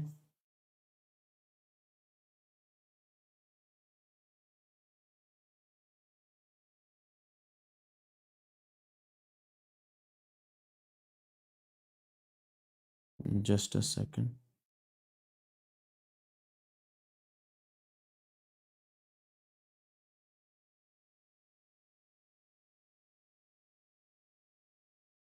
See, guys, these are the two plates of a capacitor.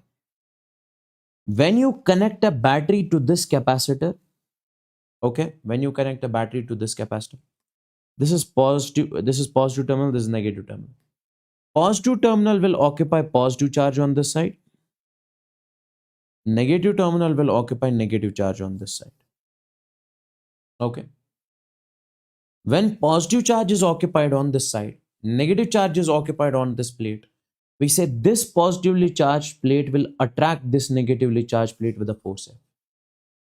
This negatively charged plate will attract this positively charged plate with a force F. Okay. Okay. And if you ask me, This force is what we call force between the plates of a capacitor. And this force will be simply Q square upon 2A epsilon naught. Q is the charge stored. If plus Q, here it will be minus Q. A is the area of the plates. Okay. Now you tell me, as we say sigma is equal to Q divided by A. Sigma is Q by A. So can I not say this force will be, instead of Q by A, I can write sigma square divided by,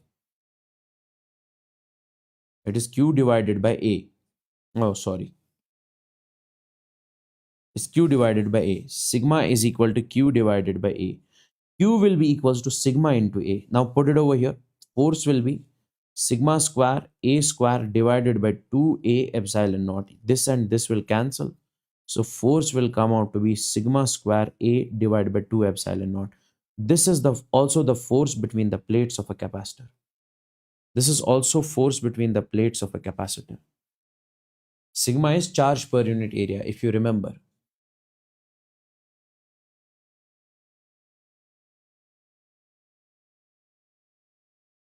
Okay. Now, my dear friends, if force is acting on the plates and this plate is having the area, so whenever force acts on the area, there is pressure. So if I say how much is the pressure on the plates, pressure is force per unit area. Pressure is force per unit area. And force we say sigma square A divided by 2 epsilon naught. And divided by area is A. This and this will be cancelled. So pressure will be sigma square by 2 epsilon naught. This is the pressure on the plates. Now guys, we say whatever is the dimension of pressure, same is the dimension of energy density. Means whatever is the formula of pressures, same is the formula of energy density. Energy density, that is sigma square divided by 2 epsilon naught. What is energy density? Energy density means total energy divided by volume, total volume, is equal to sigma square divided by 2 epsilon naught.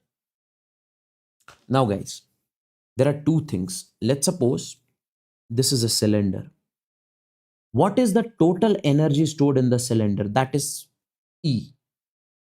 If I say what is the energy stored in the unit volume, that is energy per unit volume, energy divided by volume. Energy per unit volume is the energy stored in the cylinder. Energy divided by volume. Energy divided by volume. Okay. Okay. So this is the total energy, means the entire energy in the cylinder. Energy per unit volume means energy in the unit volume of the cylinder. Now you can take it over there. So this total energy will be sigma square divided by 2 epsilon naught into volume is area into separation between the plates. Because if we talk about the volume of this capacitor, that is area multiplied by separation between the plates, A into D. A into D. Okay. Sigma square by 2 epsilon naught A into D. This is the total energy stored. This is the total energy stored. Okay. Okay. Yes. And energy per unit volume is this. Energy stored in the unit volume. Energy stored in the unit volume. Okay. I hope this is crystal and clear. Wait. Okay. First, let me show you this question. See, guys, take a look at this question first. Find the force of attraction between the plates. Find the force of attraction between the plates in terms of C, B, and D. See, guys, these are the two plates. Charge on this plate is positive, and charge on this plate is negative. So these two plates are applying force on each other. That force is equal to Q square upon 2A epsilon naught. But what is given in the question? Capacitance, voltage, separation. So this is not the answer. You have to find the force in terms of C, B, and D. See, I can write it like this. Q divided by 2A epsilon naught into Q. Then I can write It's something like this. That is, or you can directly write it like this. See, guys, this q square. So c square v square, because q is equal to c into v.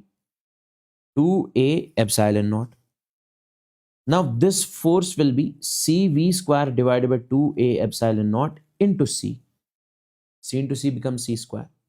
So this is cv square upon 2a epsilon naught into c, instead of c, epsilon naught a divided by d.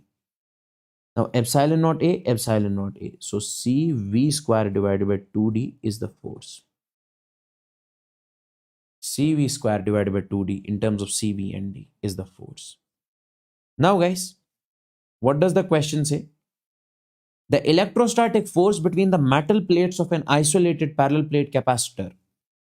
This is a parallel plate capacitor. Okay. Its area is A and separation between the plates is D. Separation between the plates is D. It says force on this will be the electrostatic force between the metal plates of an isolated capacitor having charge Q. Charge is given, not distance, sorry. Charge is given and area is given. Then force will be Q square upon 2A epsilon naught. Does this force depend upon distance? According to this formula, no, sir. It is independent of the distance between the two plates. Is this clear? Is this clear? Is this clear?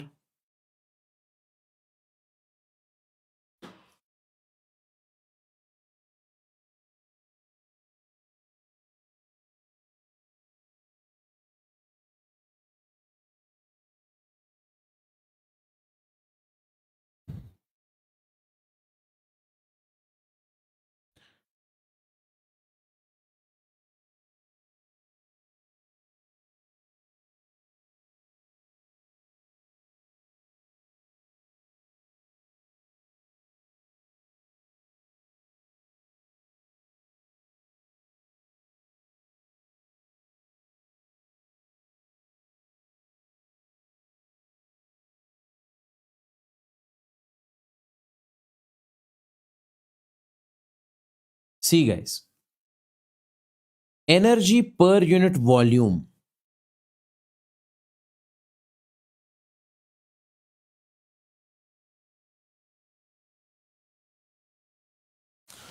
Energy per unit volume of a capacitor.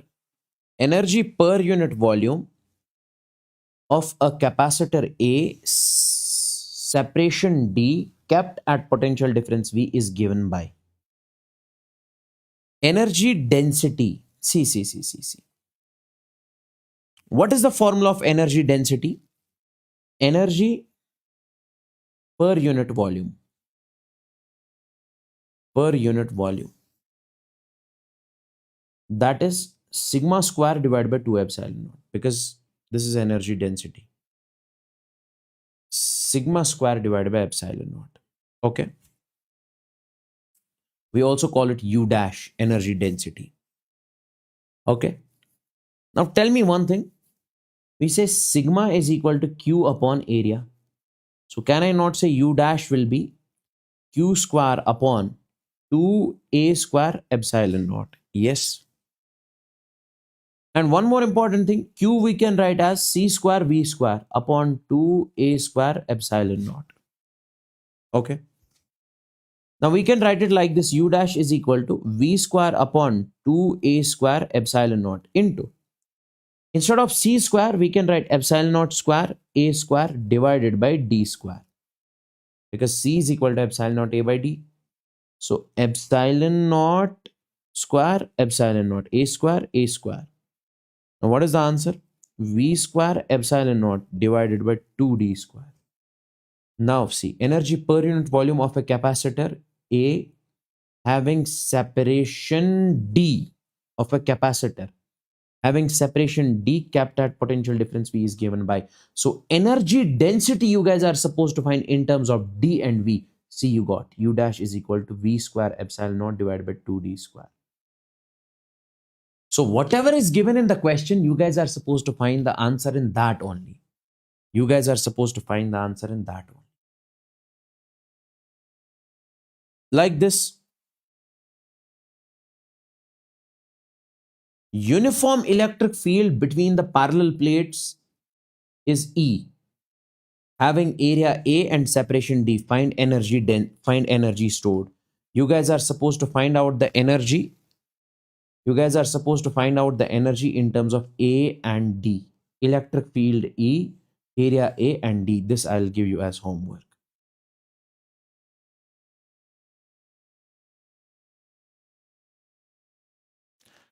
Now, battery.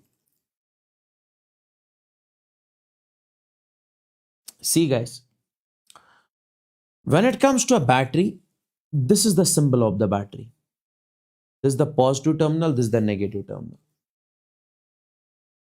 Okay, this is the symbol. And the job of the battery is to do work done by taking the charge from one plate and placing onto the another plate. Battery takes the charge from one plate and places onto the another plate. Okay. This is what we call higher potential.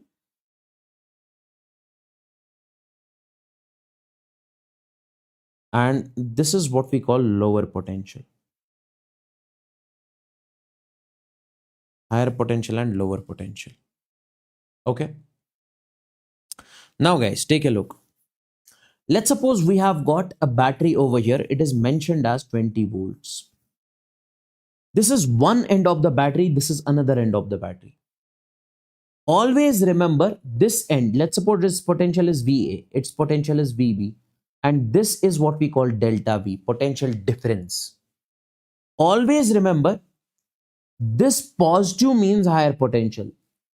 This negative means lower potential.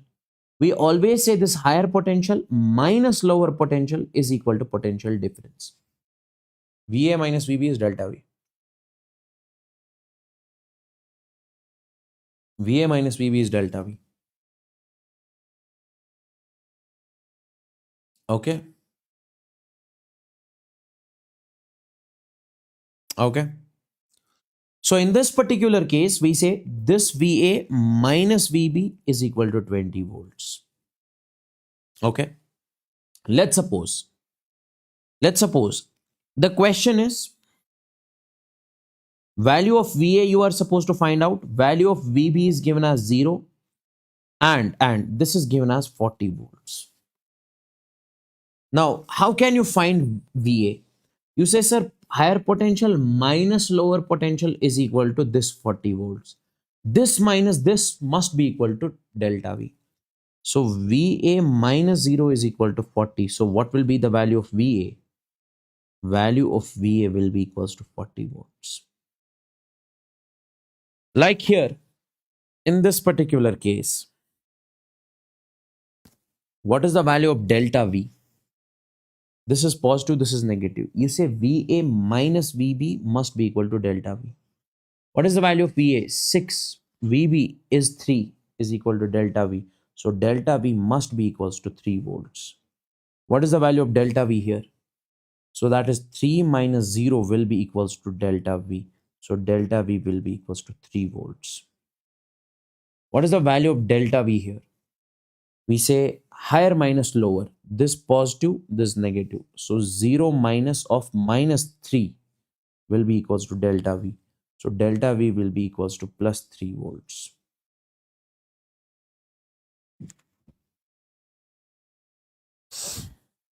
Okay.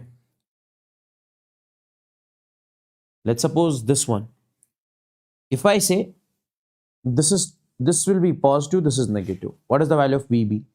We always say higher minus lower. So 0 minus VB, higher minus lower. Sorry. We say VB minus 0 will be equals to 10 volts. Because this is at higher minus lower. So VB will be equals to 10 volts.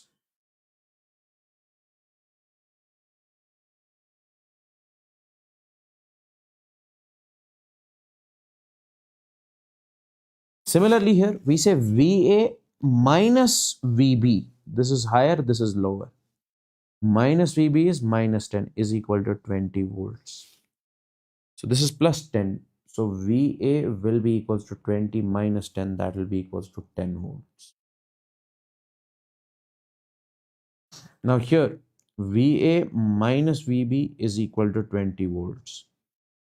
In this case, here, higher minus lower. This is higher, this is lower. So 20 minus VB is equal to 40.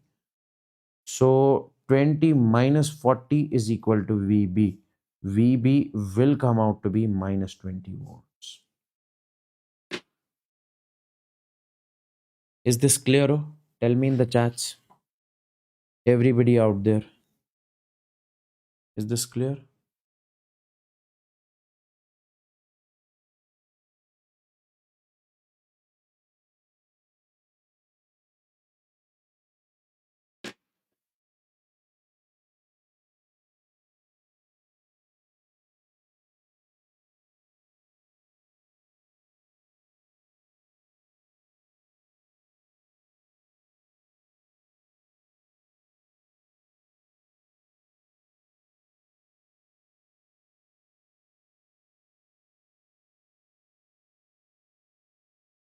Okay.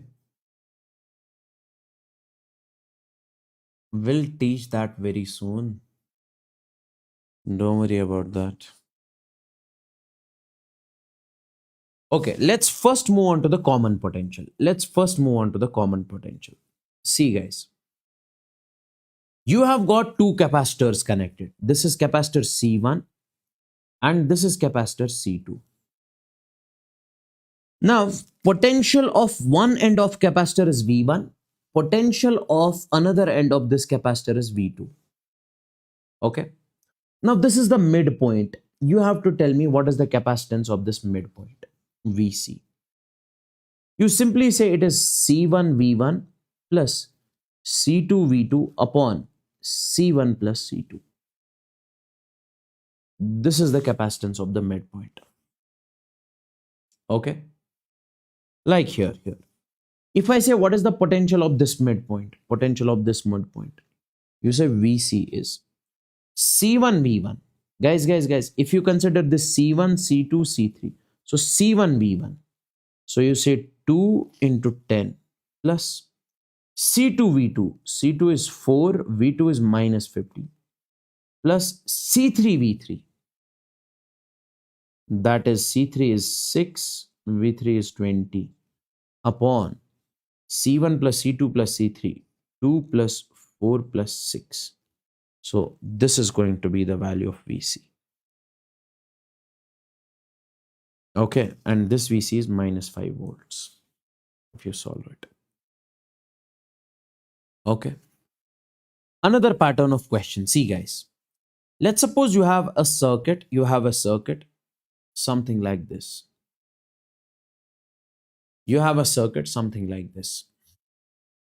There's a circuit something like this. You have to find, okay, let me show you. Potential of this point and charge in each capacitor. See, guys, whenever you have a question something like this, assume 0 volt potential at a point. We are assuming 0 volt here. Let 0 volt. Sir, will it create any difference in the circuit? No. This is 0. If this is 0, how much is the potential of this point? It's a 20 volt battery. This is 20. This is 0 volt potential of this point. Let's suppose V. So V higher minus lower. Minus 0 is equal to 20. V will be equals to 20. So it is 20 volts plus 20. Now take a look at this. This is 0 volt. This is 10 volt. Let's suppose this is V. Now here this is positive, this is negative. So higher minus lower. So 0 minus V must be equal to 10. So take this minus over there. V will be equals to minus 10 volts. So what I can write in this particular case, this is minus 10 volts. Now it's a straight wire till over here. So it will be also plus 20 volts. It's a straight wire till over here. It will be also 10, minus 10. Straight wire means there is no capacitor in between. If there was capacitor battery in between, then I cannot say potential of this point is also 20. Since there is no load in between, it is just a simple wire, so potential remains the same. Okay. Now redraw. Redraw means this capacitor, or simply, why do you have to redraw it? See, if this is 0, this is 10. How much will be this? This is 10 volts. Now you have to find the charge in this capacitor and this capacitor. See, let's take this capacitor, 4 microfarad. This is plus 20 volts. This is V. This is 2 microfarad. This is minus 10 volts. And this is V. Okay. Now we say Q is equal to C delta V. And instead of why am I writing V over here? I'll write 10 volts. Okay. Here also I'll write 10 volts. So Q will be equals to C. C is 4 and delta V, that is higher minus lower, that is 20 minus 10. So 20 minus 10, that is 10, that is 40 microcoulomb. We say Q is equal to C delta V here. C is 2. Delta V is higher minus lower. 10 minus of minus 10. That is 20, that is 40 microcoulomb. This one. Is that clear? Tell me in the chats, guys.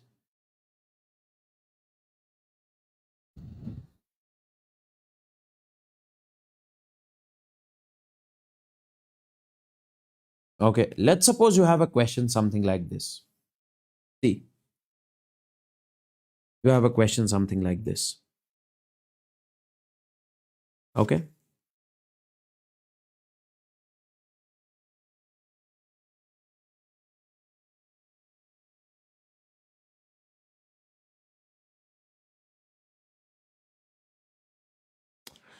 In this particular case also, we'll be assuming 0 volt potential, I would say let. Okay. If this is 0, what is the potential of this point? That is 20, because 20 minus 0. 20 minus 0 is 20. If this is 0, what is the potential of this? 10 volt. Here also it will be plus 20 volt. Here it will be plus 10 volt. Now redraw. And redraw. When you redraw this capacitor, this capacitor, this capacitor. Okay. So this is plus 20 volts, plus 10 volts, plus 0 volts. Okay. The difference between this and this, here it was battery, but here it is capacitor. That's why I'm redrawing. And you have to find the potential of this common point. What will you say? VC is equal to, this is 5 microfarad, 1 microfarad, 4 microfarad. VC is equal to C1 V1, that is 5 into 20, plus C2 V2, 4 into 10, plus C3 V3, 1 into 0, upon C1 plus C2 plus C3, that is 5 plus 4 plus 1. So this is 100, 140 divided by 10. This and this will cancel, so it will be 14 volts. So it will be 14 volts. So capacitance of the midpoint came out to be 14 volts. Capacitance of this point came out to be 14. Now you have to find charge in this, charge in this, charge in this. Okay, no problem. Make this circuit over here. That is 5 microfarad. This is plus 20 volt. This we got 14. So charge is equal to C delta V. Charge is equal to 5. Delta V is higher minus lower. That is 20 minus 14. 6 5s are 30 microcoulomb. Okay. Then you have this. Okay. This is 4 microfarad. This is 14 volts. This is 10 volts. Q is equal to C delta V. Q is equal to C is 4. Delta V is 14 minus 10. So Q will come out to be 16 microcoulomb. Okay. 16 microcoulomb.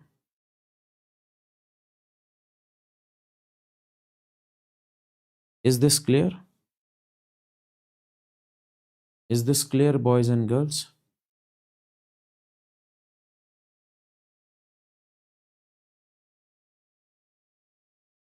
Tell me. Even you can find the charge in the third one also. Charge in this also. Make it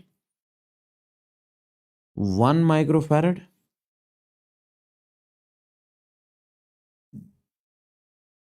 Okay. 1 microfarad. This is 0 volts. This is 14 volts. Q is equal to C delta V. C is 1. Delta V is 14 minus 0. Q will come out to be 14 microcoulomb. Okay. Now, guys, there are only few topics left in this capacitor that we will see in the next chapter, that is current electricity. It will take just hardly 30 minutes. Okay. So, till now, that's all for today because I'm not feeling well. That's why. Okay. So, thank you for today. Now, only there are 2 3 topics left that I'll teach you in the current electricity. Okay, guys.